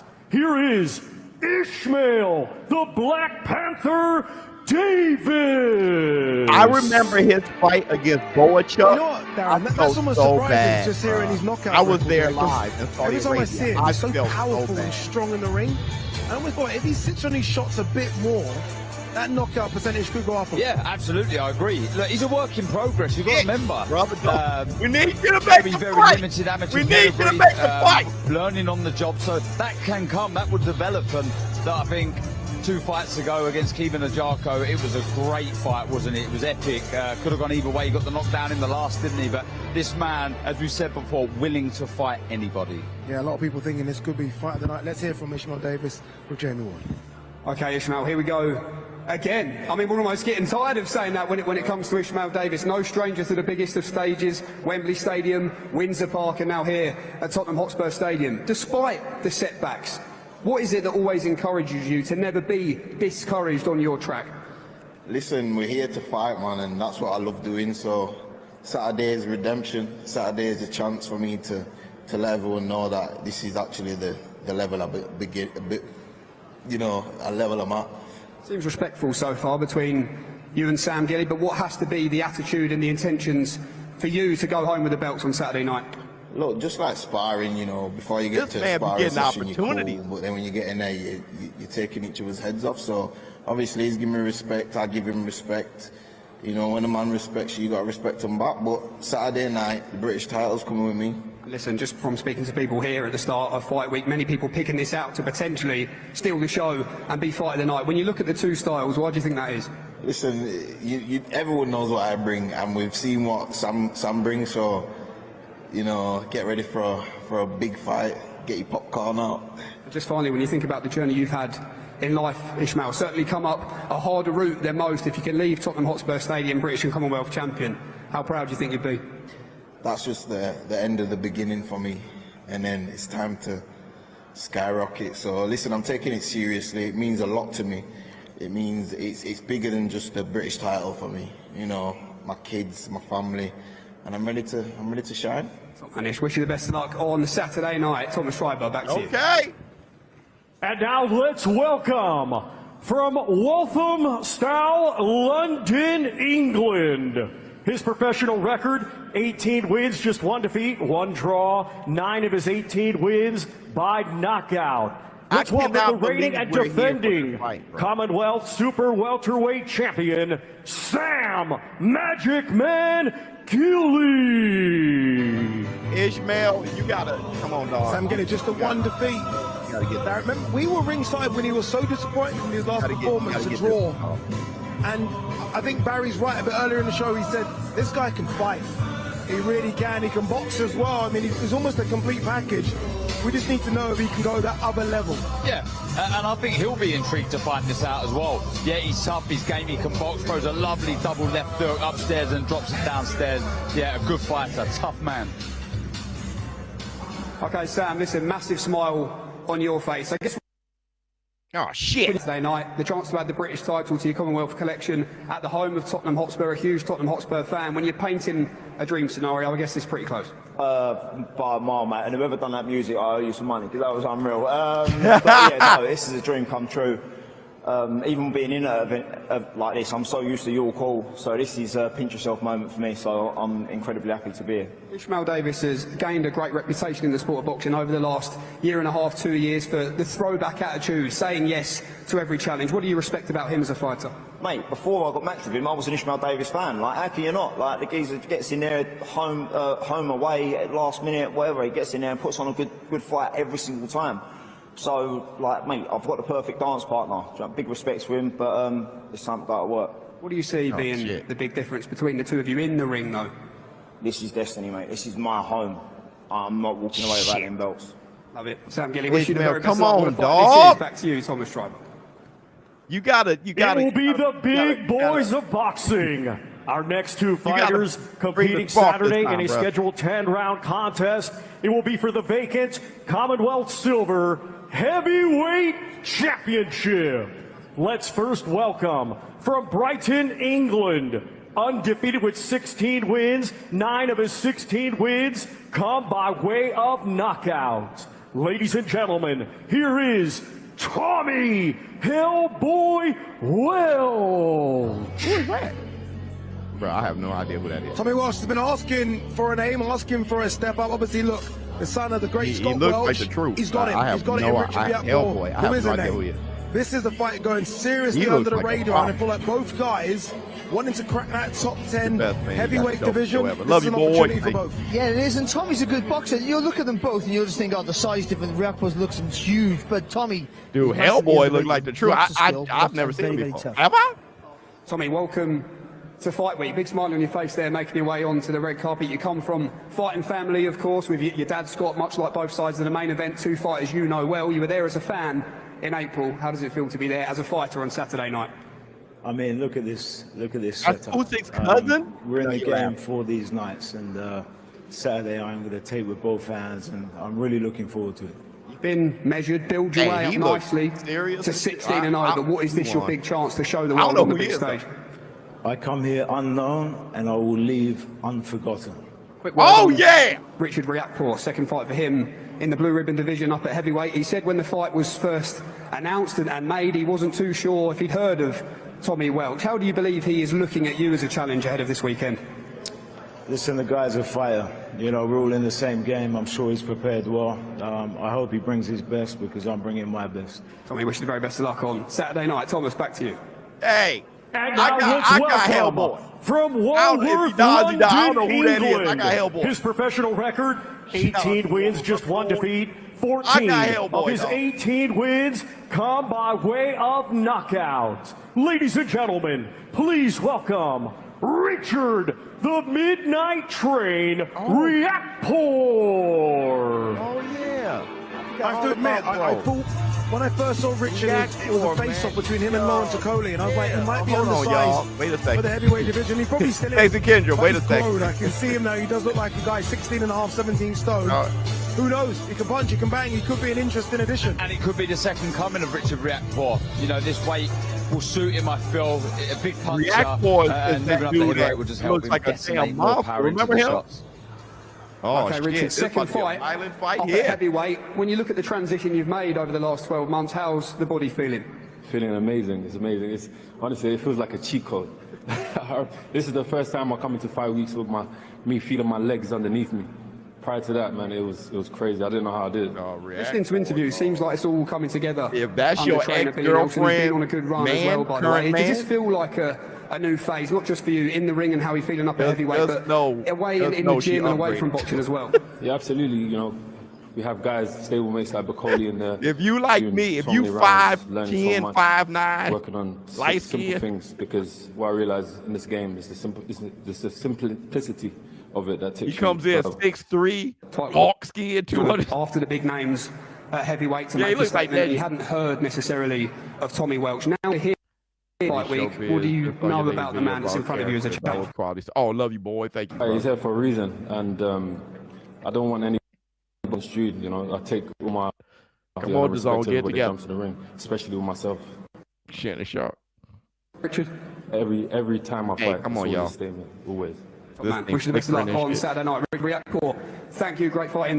Yeah, Back to react you, for Tom. if that's Our next two fighters competing Light Saturday skin in a biz, scheduled don't be like, nah, 12-round contest. It will be for the think I got vacant Hellboy, WBO I think I got Intercontinental Hellboy. Super Lightweight Championship.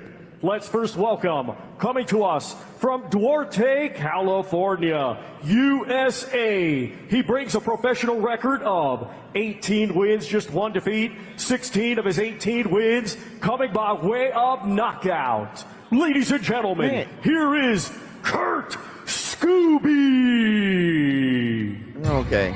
Barry, I It's think hard this to is tell an who these incredible guys. They got replacement Tim's for on, Zaya shades. Abdullah. Like the Kurt Unabomber, man. Scooby Got a is hoodie, a powerful a puncher. do-rag. He's Like, known bro, to a I lot can't of see. the DAZN subscribers in America, fights on the OSX cards over there.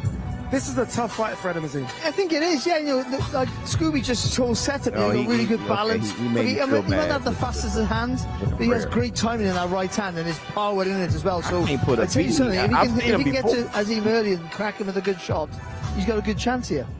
I think that's Israel. Enjoyed though. I the think- energy I think he's this week fighting that two we've seen fights. from you He already don't so duck far. shit. It's only Tuesday. You said that there's no such That's thing as a Ishmael. short He came notice back with fight some when you're in shades the on gym. and So when try the to- call try to- came to step he ain't in fooling me. to fight Adam Azim, why was it such an easy decision? Alhamdulillah, I was made for this and I prayed for it. I'm ready for it all. What do you believe makes you different Or was Kurt, that to the Killmonger? 13 men The black- that Adam the Azim black has man. faced so far in a professional ring? That's They didn't Killmonger. come We to saw win. Piper.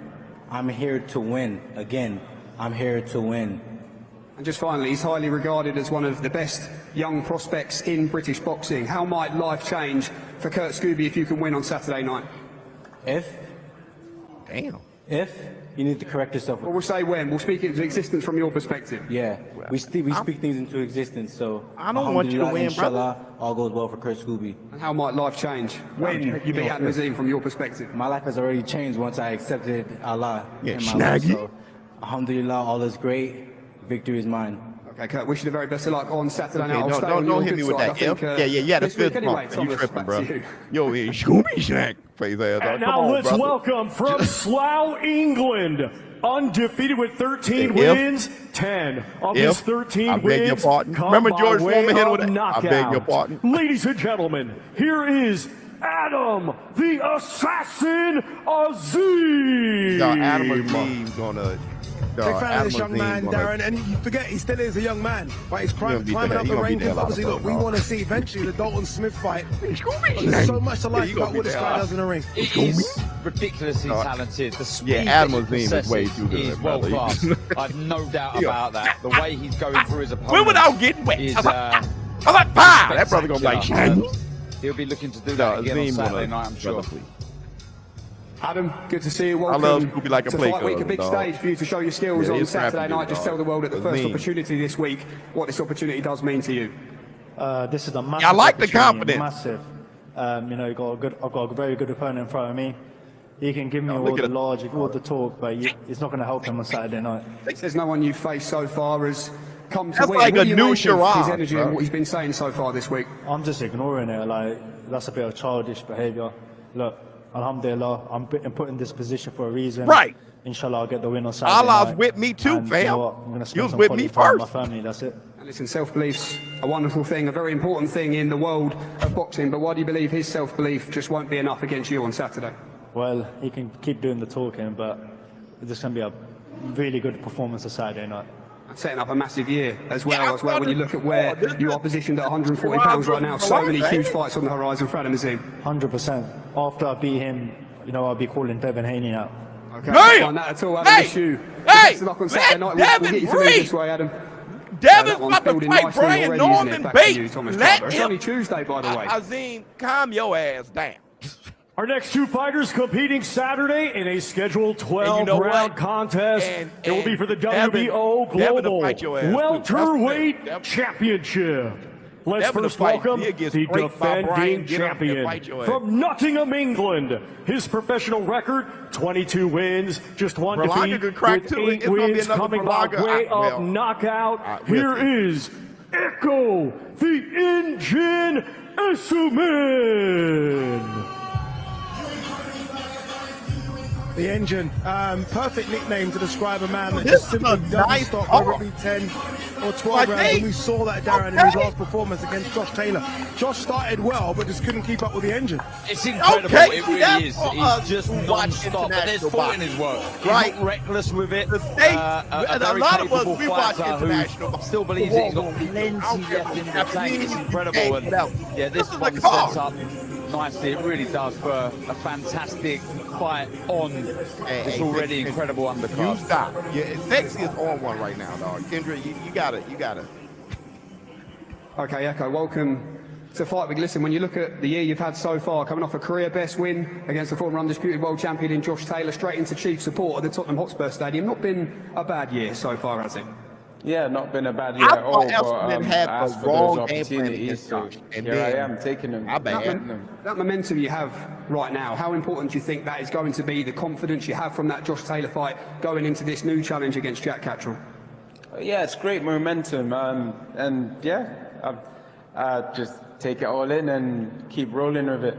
Man, as a fighter, he's changed trainers, he's relocated over to America, he's not been too happy with the two showings he's given us in 2025. Are you expecting a completely different Jack Catterall? What is the big expectation for you this weekend? This is going to be bad. I know. It's not really for me to worry about what's in his head, what he's doing and trying. I got Essuman, dog. I think I've been focusing on being the best Echo Essuman and bringing forward more of my alter egos in the ring, so you guys are going to see something nice and special. Yeah. What do you see being the difference between you and Jack? I just said the same thing to Adam Azim. Huge fights on the horizon, but this time for you at welterweight. What do you see being the difference? I've just got more. That's a fact. I got Essuman. Don't mind that at all. I got Wish you the best of luck on Saturday night. You know what I mean? This is with Jack Catterall, one half of your then chief support. Then he started grinding it out, and then he, you know. And now let's welcome the challenger from Chorley, Lancashire, England. His professional record, 31 wins, 2 defeats, 13 wins come by way of knockout. Here is Jack El Gato Catterall. I love Catterall. Catterall is taking the ball on too. This is a Bill should have been undisputed at 140 pounds. That story's now done. He's now 147, and he's looking to chase down the champions. He has a very tough task in front of him, though, Barry. He does, because he's at the stage of his career where it's a must-win. I can't say he has to look good. I think he's right, but he has to win. He has the ability, does he still have the desire?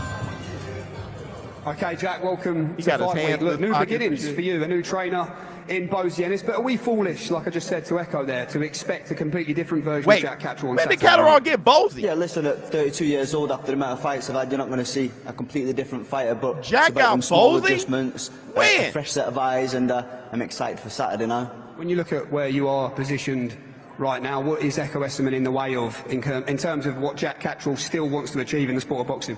Yeah, there's some huge fights, obviously, them world titles, we're after them world titles, but I know a win on Saturday puts me one step closer to them titles. You've been in with some of the best names, Jack, at 140, and now you're chasing the big names at welterweight as well. Just asked Echo there, what's the difference? And he said, I've just got more. When you look at the levels you've operated at, where do you put Echo Essuman on paper?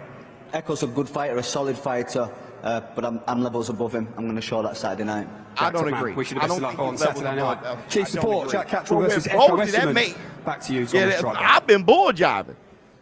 I'm bull jiving. That's a good one, isn't it? Chief support's a fantastic one. Jack Catterall versus Echo Essuman. It's a great card on Saturday as well, but I think the best card of the year comes your way November 22nd, Ring 4. No, Ring 4. Live, only on DAZN, November 22nd, the Ring 4. In boxing, gold is everything.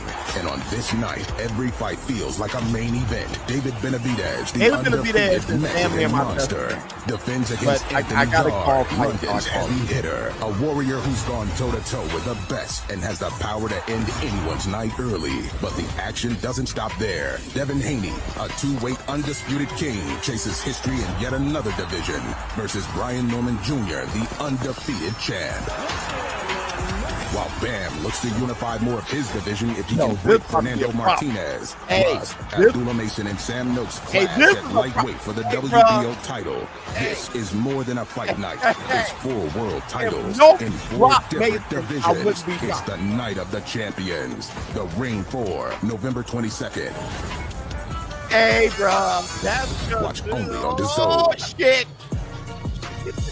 And that's next week. Incredible fight card. It really is. That Ring 4 card. I mean, they just said everything. I don't need to add to it, but honestly, I think fight card of the year. And then look at this one, December 27th. They're on the same card. They're so close. Nakatani and Inoue. Inoue takes on Picasso. If he wins, if Nakatani wins, then we're promised that those two are going to get it on in the new year. And Serrano back already after that defeat to Katie Taylor. She takes on Cruz 2. All that coming up on DAZN in the next couple of months. MVP is back on DAZN. All right, great to have this man with us. We just heard him on stage. He joined us in studio. That man, Adam Azim. Kurt Scooby. Yeah. It was supposed to be Abdullayev. Yeah. That couldn't happen for whatever reason. Kurt Scooby steps in. I think because of what Kurt's doing now, a tougher fight. Yeah. Yeah. Well, to be fair, both of them are very tough fights. You know, Abdullayev is no joke itself as well. He's fought in Devin Haney, he's fought Linares, he's fought in Ray. So he had a good resume. Kurt Scooby, good opponent, very dangerous as well, but I feel like Abdullayev was the more harder fight. But I'm not looking past Kurt Scooby because he's in the way for me for winning the world title. A bit of trash talk as well between you and Kurt. I mean, you're not one to trash talk. Yeah. I would say more from Kurt's angle, you've got to retaliate. What would you make of that? You're not really used to that. No one really does that. To be fair, like, we had a bit of altercation yesterday. I heard about that. In the reception, so he come up to my face and I said to him, what are you going to do about it? I said to him, like, but he can make all these faces, he can trash talk, but it's not going to help him on Saturday night. Adam, on yourself, are you surprised at all at the rate and the way you're dispatching your opponent? Money on that one. Yeah, everything's going really well. Like, the momentum, unfortunately, I'm not this year, due to the fights that I got cancelled in June, and then obviously I've got a better opportunity right now. I'm fighting on obviously the Conor Ben Eubank, so it's a bigger platform now. So I feel like everything happens for a reason. Speaking about happen for a reason, I mean, everything's timing in this sport. You've come into the division recently in the last couple of years. You killed it today, which is late for the talent. Just keep but Dalton real, Smith gets a chance for the world title in January. Is that the fight you prefer, or is Devin Haney the guy you're aiming for? To be fair, I only said that just to get get his reaction. But to be fair, look, I want Dalton Smith to beat him. He's got a really tough fight coming up. I wish him the best of luck. I actually want him to win. It'll be a bigger fight for both of us. Hopefully I do my job on Saturday. He does his job. I win a world title. He wins a world title. It'll make a big, massive, great showdown. But I'm not looking past Kurt Scooby, and I wish Dalton the best of luck. It must make it exciting for you, though, because you're in a division which not just has big names, but it's got big fights as well. Normally, you just have a division with big fights where there aren't big money fights. You're in a division where there are big names and big money fights. Yeah, of course. That must be exciting for 2026. 100%. Like, obviously, like I said before, I've not been very active, but I'm going to be very active. I've got this fight coming up. Got another fight scheduled for January, February time, just before Ramadan, and I've got another fight in May, which is going to be on BBC after that and after this one. Always going to start at 140. I'm looking at you, and I know this is a big jacket, but you're looking like a big boy. Yeah, I'm saying at 140. Comfortable at 140? I'm comfortable at 140. I'm not making it hard. So, what do you guys make of Kurt Scooby? Again, maybe little known to the UK market, but Darren, well known. Yeah, a capable fighter. He's good, he's physically strong, can obviously punch. So Adam, look, he's already speaking there, he's switched on, focus. And you're going to have to be. Yeah. How great, though, it must be for you to be a part of this. I was watching the Conor Ben Eubank fight the other day, and you're sat there ringside, and now you're a part of this big card. Of course, yeah, it's massive. Like, it's, everything's a blessing. And, sure, after I smashed up Kurt Scooby, I watched the Eubank and Ben #2, so I was at the first one. So, for me to fight on the big stage like this is a big opportunity for me. And all injury free now? I know you've suffered with that in the past, but you're all training going well. All injury free. I'm ready to go. Like, I'm thriving in the gym, and No, this is another day in the office. Do you want to see this? The biggest neck in the division, by the way. Actually, it's a very big neck. I had a look as well. Do you want to see this? We've got sort of images of you, videos of you KOing people. Yeah. I mean, not that you need to get anything to get you pumped for Saturday, but this will. Yeah. But it's the speed, it's the power as well. I mean, look at that. Left foot, right foot, the kid's got everything. Hey, the speed, Adam. Like, have you always been ridiculously fast, or is it something you've worked on? Do you know what? I think I've been blessed with speed. Like my dad used to get me weights on my hands and make me punch the boxing bag to get my speed up. So I've been naturally very fast. So this is why a lot of fighters struggle with me because of my speed. So, but with speed comes with power. I'll tell you what's going to be really beneficial for you is that you stayed around the European level for like 2 or 3 fights. Yeah. I mean, that is, no one does that anymore. Yeah. And that just gives you that just to learn, a bit more confidence to learn, because you're so young. Of course, yeah. Now you're stepping up the world level. Yeah. I mean, you've had that experience at the level where most people bypass. Yeah. And I think, if you do win the world title, which I'm sure you will, yeah, and you do have longevity, that will help the grounding so much to keep that belt. Of course, 100%. Like, my opportunity will come to win a world title. I'm not rushing either. But all the fights I've had before, Harry Davis, Sergio Litmus, Canyon was a very difficult fight on my 8th fight. So I've got the experience now. And now obviously it's another day in the office on Saturday, I feel like. Adam, top man, thank you so much for joining us. Go home and rest up. You only got a handful so much has of been fights made about in Conor my Ben board. versus Chris Eubank Jr., but we know the real story is Chris Eubank Sr. and Nigel Ben. Take a look at this. Hey, this here. This is when I fell in love with UK boxing. Massive characters, so different, polar opposites. They're the perfect dance partners. You're either Team Chris or you're Team Nigel. There was no in between. Here you had 2 diametrically opposed individuals.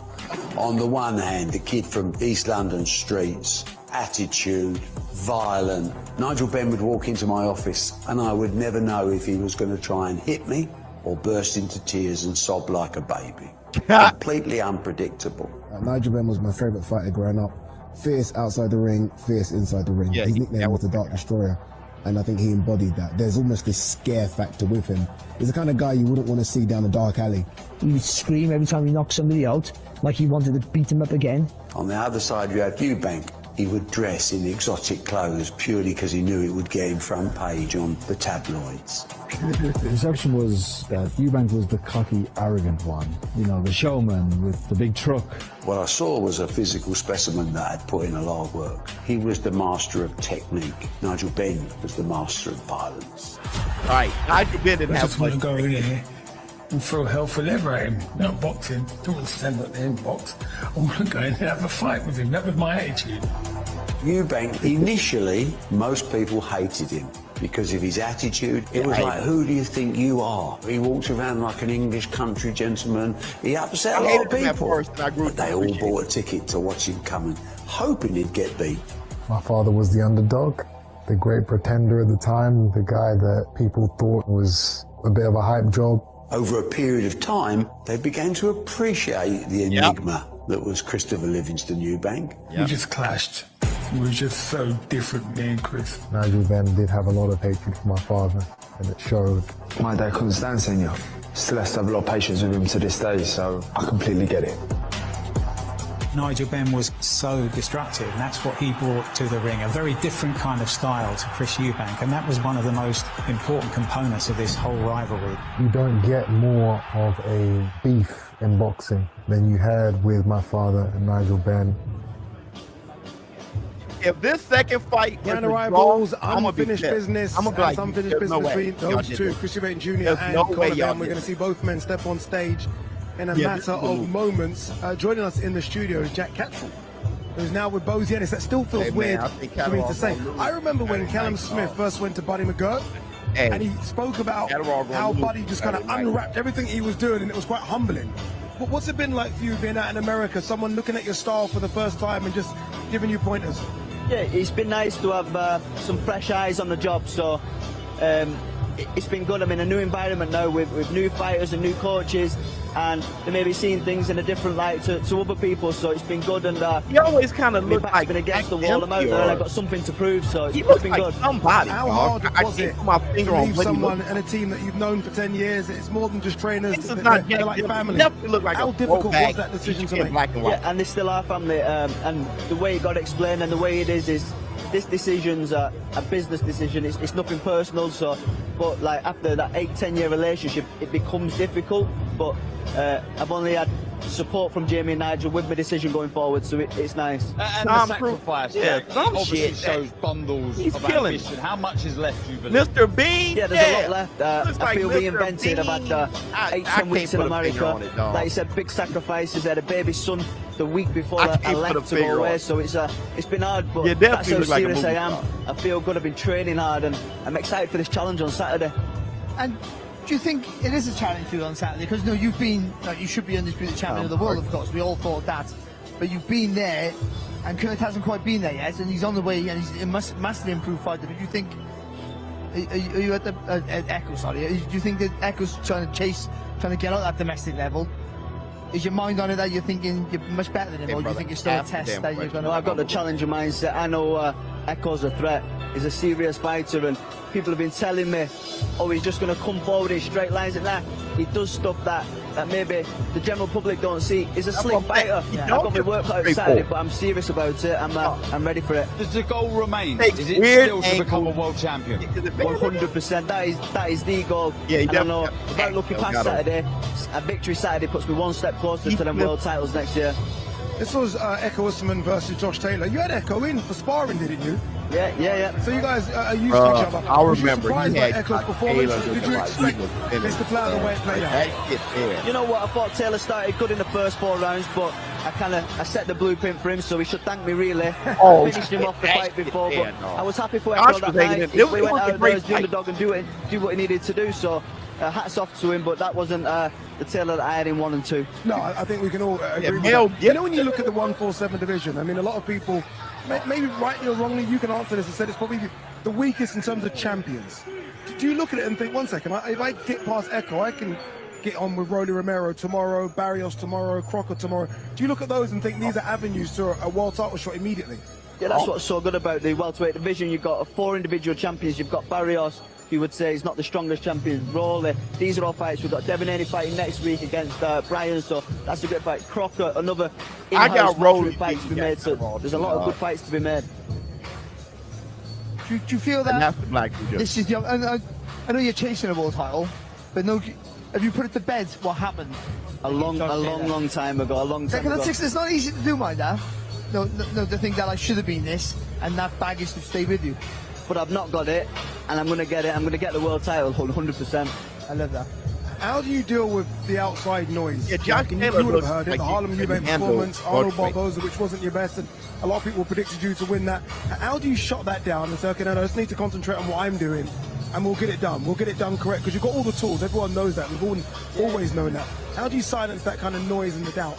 You know what, I don't think you can teach that. I surround myself with good people. I've got a good family. I've got a good network of people to speak to, and that's just noise to the side. I know what I've got to do. I'm quite confident in myself and the job that I'm doing, and there's one job here, and that's to beat Echo on Saturday night. Before I let you go, main event, Eubank versus Ben. You would have watched the first one, which was an incredible matchup, right? I mean, it was the fight of the year, wasn't it?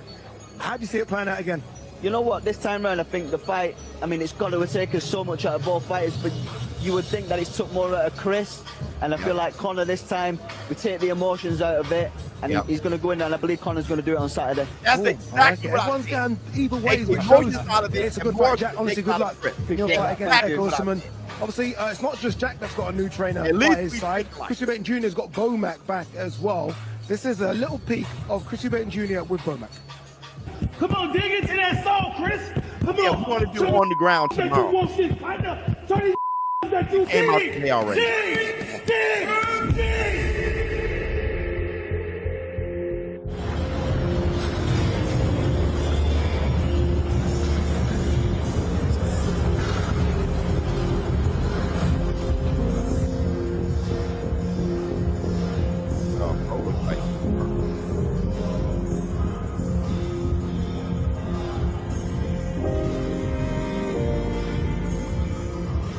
This is my first full camp in Dubai.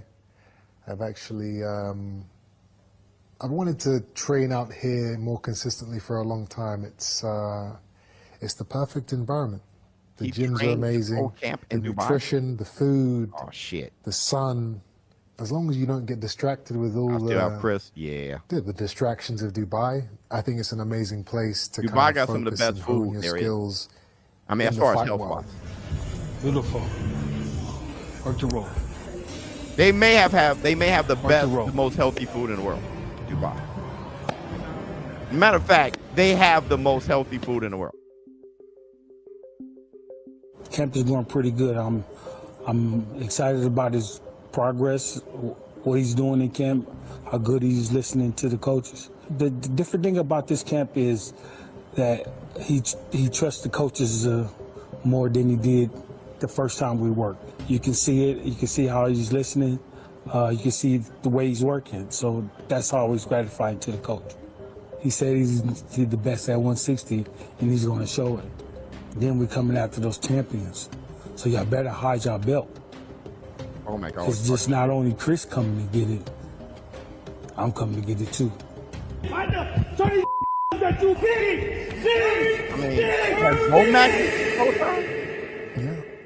Bomac is a very intense and an emotional human being when it comes to boxing, when it comes to training fighters, and I love it. You know, everything he was saying and doing, it's real and it's right. The things he's not just blowing smoke. You know, the things he's saying, if you're actually listening to what he's saying, it's real. It's the truth. Get it! Get it! Come on, push yourself! I would Push yourself, son! Here we go! Go! Come on, keep it up! Keep it up! 4, 3, 2, cover! My goodness. Yeah, that's the only difference from the first fight to this fight, right? The addition of Bomac, Jonathan Banks, who I think is a really good trainer. I think he's has been losing replaced weight by Bomac, back who this I guess fight. gave I can maybe give him Chris's that. best performance ever against Liam Smith the second time round. Yeah. So why not revisit that coach if he's available? I think so, but I think Cris Eubank is so long in the tooth now that I don't think that you can really change what he does. My thing is, think, how and even Cris, instructions in the corner, I think he's so used to thinking for himself that how good he is can Cris? make a difference, of course. But I think once the fight happens, and I think I love him like a if you player. can't think for I've yourself, always wondered you can't win. You can't how win a good is championship. You can't be a good fighter. So, and because he's so used to doing that, I think once the fight comes, he'll do what he wants to do anyway. But it can't hurt him, like, that's for sure. You've got a guy there who trains arguably the greatest fighter on the planet not right like now. Cris So is like that involvement can only be a good positive thing for Cris. Is that quick almost fighter and Cris shit. It's tipping just like- his cap to Conor to say, I need to get Bomac in here? Like everything was right, and I now need to get Bomac. Is that almost like Cris admitting to the world that Conor was actually good on fight night, and I need to go out there and get the best trainer I possibly can get? Well, he did say it, didn't he? He said he underestimated Conor. Maybe he thinks to himself, yeah, I do need to be at my best here. I think he responds well when he has a coach, looking at him. a new coach, Cris Eubank. We see with Roy Jones, he got behind the jab, started using the jabber shot. I feel we neglected two debit cards Jonathan to Banks beat added something to Bomac. Bomac, That certainly, as the you level said there, now, Liam Mom. Smith. You're going to have to be at your best at a fight of this magnitude when you know your opponent's going to be making those adjustments, going to be trying to be a better fighter, which Conor certainly has to. But yeah, he's doing the right thing in my opinion, Cris Eubank. I think Conor Ben is a better fighter than Cris. I tell you one thing though, Bomac, so Terence Crawford against Canelo showed the importance of a good jab. It's going to be a hell of a fight because Cris is so much bigger. I think, as Darren's already said, you know, Chris's the jab disdain they have for each other. on It's going to be Saturday great night, he again. gets it right.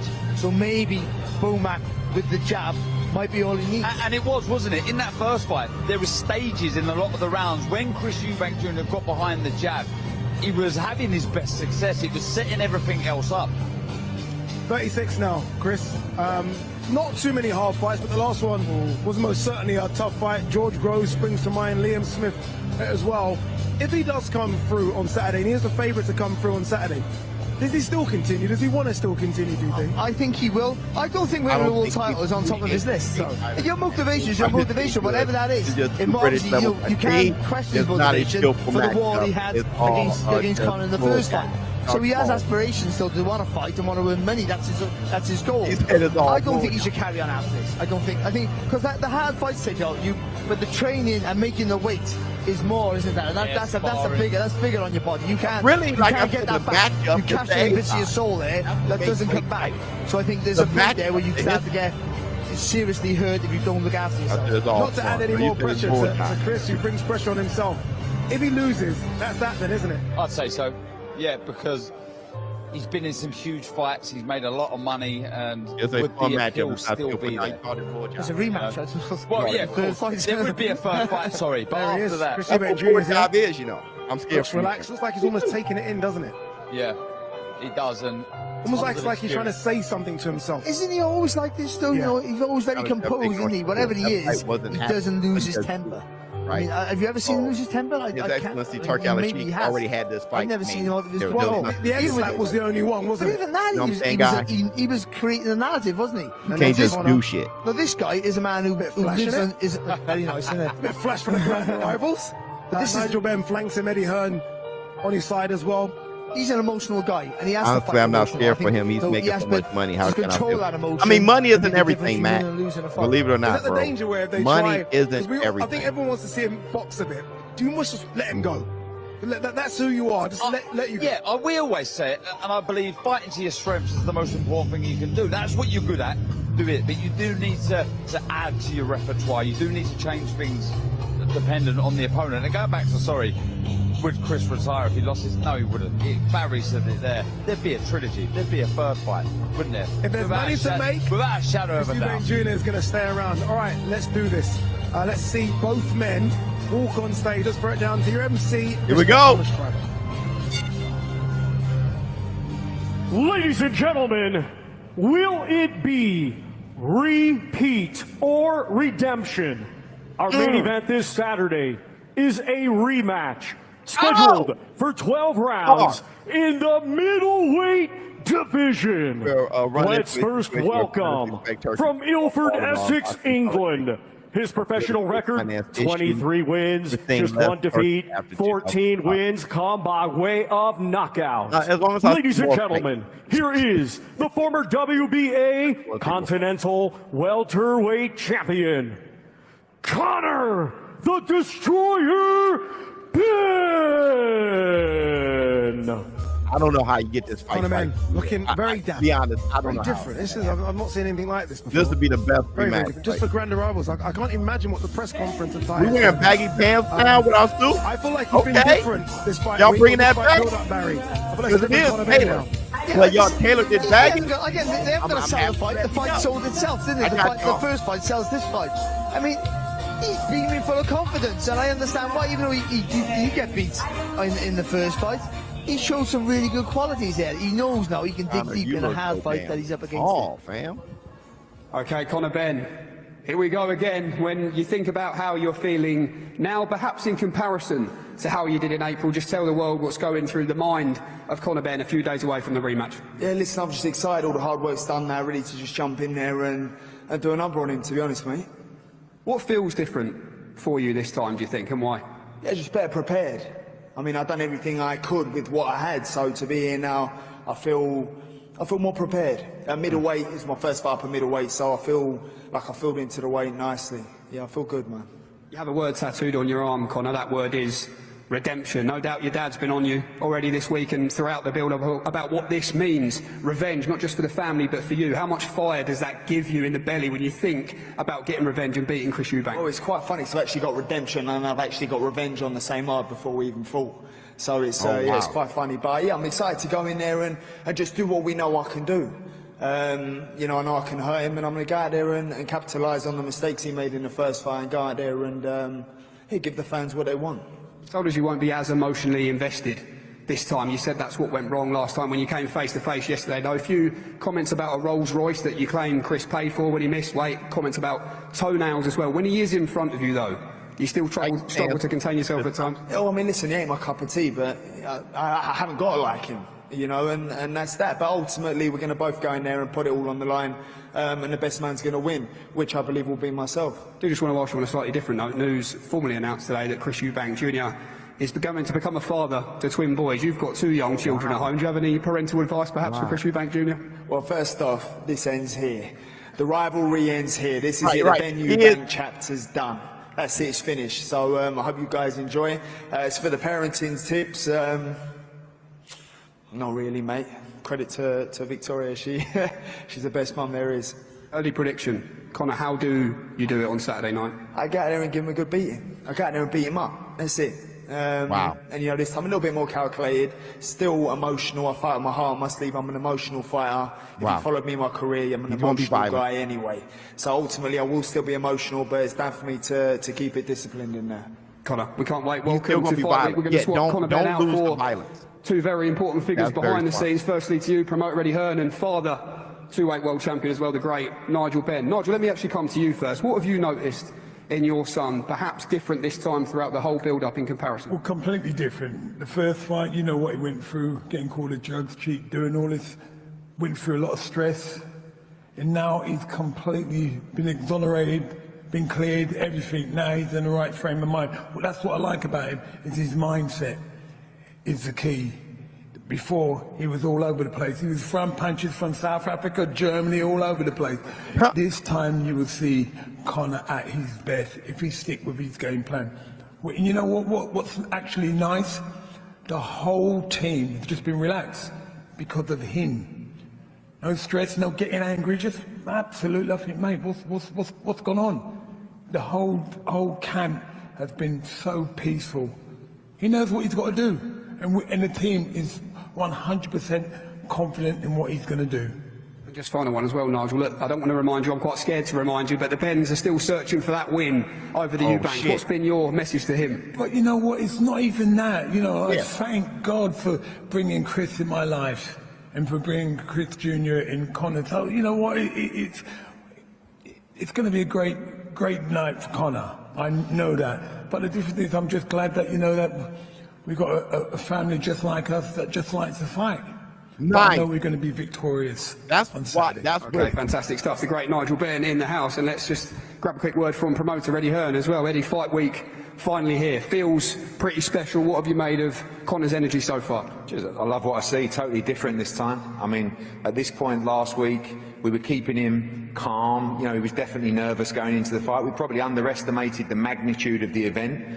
The event itself was so special, the fight was so special, and I think as a young fighter, what he would have learned from that night and how he would improve will come to light on Saturday night. I think we're going to get another tremendous spectacle. Both these guys are tremendously tough. Both these guys won't give an inch. Both these guys are desperate to win, and that's why you're going to get another classic on Saturday night. But what I see from Conor Ben this time is a mature fighter, someone who's had that experience now. The most he could. The body looks completely different up at 160. He doesn't feel unsatisfied, like I could have prepared more, and he's got so much more in the tank. This tank's nowhere near empty. The trenches have only just been visited for the first time. He wants more trenches, he wants more pain, he wants more volatility, and he's ready to do whatever it takes to win on Saturday night. And you've got two warriors in there ready to put it on the line. You're going to see another classic fight. Okay, great stuff, Eddie. Well, that is one half, of course, of your main event from Team Ben. Team Eubanks will be heard from next, but first, back to Thomas Triber. Okay, look.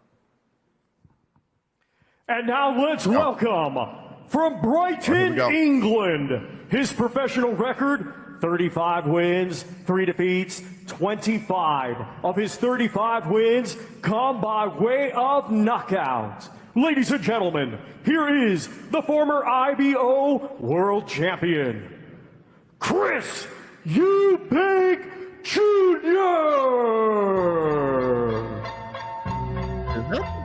The Enigma.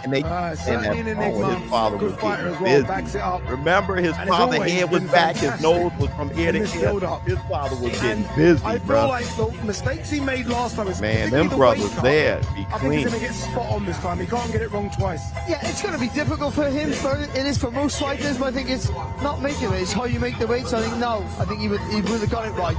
He looks a lot healthier already. Let's be honest. Yeah, I think we might see a better Cris Eubank. And if he looked good. I remember how big he looked in the press conference. Here we go. Cris Eubank Jr., welcome to Fight Week Part 2. Firstly, congratulations in order. I think everyone who saw the clip of you and your father formally announcing you're going to be a father to twin boys, everyone loves seeing it. And I guess when you're in a fight week, steeped in history, family and father history, seemed like the perfect time to let the world know. It's a blessing. It's a blessing, and I'm very proud and I'm very excited for that next chapter of my life. When you made your entrance into the Tottenham Hotspur Stadium alongside your dad in April when you made your ring walk alongside him to Simply the Best. You could see what it meant to you. But in that clip, when you gave him that news, where did that rank for you in terms of moments of pride you've had in your journey in life? You know, this is not the environment that I feel like talking about things like this. Let's stick to the boxing. In terms of the mindset, then, let's talk about that and the motivation. You've already beaten Conor Ben. You cemented what many thought was Eubank's supremacy in April. So what is the big motivation for you this time round? I'm a fighter. This is my life. This is what I was born to do. You know, I've heard people, including my father, say that retirement is on the cards. You know, I should sail off into the sunset. It's just not who I am. As long as I have that fire in me to keep getting in that ring and keep getting in them gyms and waking up early, I love the lifestyle. I love who I am as a fighter and the way it makes me feel. So that's all it is, testing myself, giving the fans what they want to see, and pushing myself as far as I can go. That's the motivation now. Conor says he's not as emotionally invested this time when it comes to this fight with Chris Eubank Jr. Do you believe him? What have you made of his energy in the build-up this time round? I don't know. I've only seen the guy once. He was cracking some jokes when we were facing off. It's not going to be funny when that bell goes in a couple of days' time, that's for sure. But we'll see what happens. He says he's better prepared. How's it been for you having Bomac back by your side in this camp? What's it given you? Bomac is a genius. This man is, you know, he's at the top. You know, he's shown time and time again that he has that secret sauce. We had a great camp for the Liam Smith 2 fight. And that's why I knew that he was the man for the job here in this rematch against Ben. We got some tricks up our sleeve. Mac, why is this a relationship that works, fighter and coach? Because we both got the same thing in common: win. What do you see being the difference or perhaps the similarities on Saturday night? How do you believe your man does it? We going out there just to get the win. You know, if the knockout's there, he in shape to get it. But right now, we just worry about the win and nothing else about it. Great stuff. Final one to you, Chris. I asked Conor the same question. You'll be asked this question a lot in fight week. But how do you see yourself beating Conor Ben on Saturday night when you do see the fight in your mind? By any way, by any form, by any means necessary within the rules of boxing. Whether it's a first round knockout or a 12-round war, Chris Eubank Jr. will defeat Conor Ben once again. Fantastic, Chris. Wish you the very best of luck on Saturday night. Thanks to you. Boy. Work time, y'all. Work time. Work time. I love it. Guys, back to you. Okay. Because I'm starving. Work time. So I gotta get a bite and end this thing. Okay. But I want to say this. All right. I'm going to be making my max bet today. I just want to have a fuller stomach, get this figured out. You guys will see the max bet on my Instagram. Make sure you guys go to my IG, ShowBizz_the_adult. Go to my IG and you'll see I'm going to be placing my max bet today. If the short may be out tomorrow though, so make sure you check on it today, tomorrow. But I'll be making my max making my max bet there on my bookie on Instagram. Listen, I want to say this. What jumps out to me with this fight, after looking at the grand arrivals, and we got a lot after looking at the grand arrivals, they both grew. They both grew. They're not fighting each other based on trying to keep up with a legacy or make their fathers proud so much as before, or to finally, because you got to understand, the first fight was such a thing they've been building up for years. They finally did it. So there was a lot going on. This time, it seems to be self-gratifying, self-improvement without trying to fulfill all of the, I don't know, desires of everyone else watching the fight and being a part of the fight. It seems to be for self. And I like how they sound. They're not I'm gonna do this for my dad. My dads, they went, nah. Chris Eubank is fighting because he wants to get a fight in. Man, that he was a good, and Conor Ben was a good op. Conor Ben wants to be more perfect than he was last time. He wants to fight better than he did last time. I could have done better, and here's my opportunity to do that. They both are growing as men outside of this. All right. And I think Conor Ben would be growing more as a fighter than Cris, since Cris is in the twilight stages of his career. But with that said, that damn Bomac, that's just a weird ass X factor. If it wasn't for Bomac, I would be 80% sure for Conor Ben. Right now, I'm like 65%. For the reasons that I said. So let me eat. Let me get my energy up. Let me see how I want to approach this max bet. Let me know how you feel in the comments below. ShowBizz for adult. I will be calling the fight. Don't forget, there's 1,000 of you in here. Make sure you guys hit the link in the description box. Go on to DAZN. We in the zone war room. Make sure you guys get the ultimate plan. It's the cheapest way to get everything. You know, you got the pay-per-view fight this Saturday with Conor Ben, Chris Eubank. The first fight was one of the greatest fights of all time. Definitely the greatest fight this year. And here's the rematch. And then you have the greatest card, arguably of all time, with Ring 4. And that's just next week. Those are 2 pay-per-view fights. You get all that for just one payment of $45. So it's the cheapest way if you like boxing. You know, I'm just saying, if you're going to watch it anyway, you might as well do it in the cheapest way, the most affordable way. If you're not going to watch them, then it doesn't matter to you. But if you're going to watch them, even if you're just going to watch Ring 4 pay-per-view is more than $45. I'm just saying, if the most affordable way is to pay $45, make sure you don't get the ultimate plan so you can be the ultimate fan. ShowBizz adult. I'm out. Huh. Oh my goodness.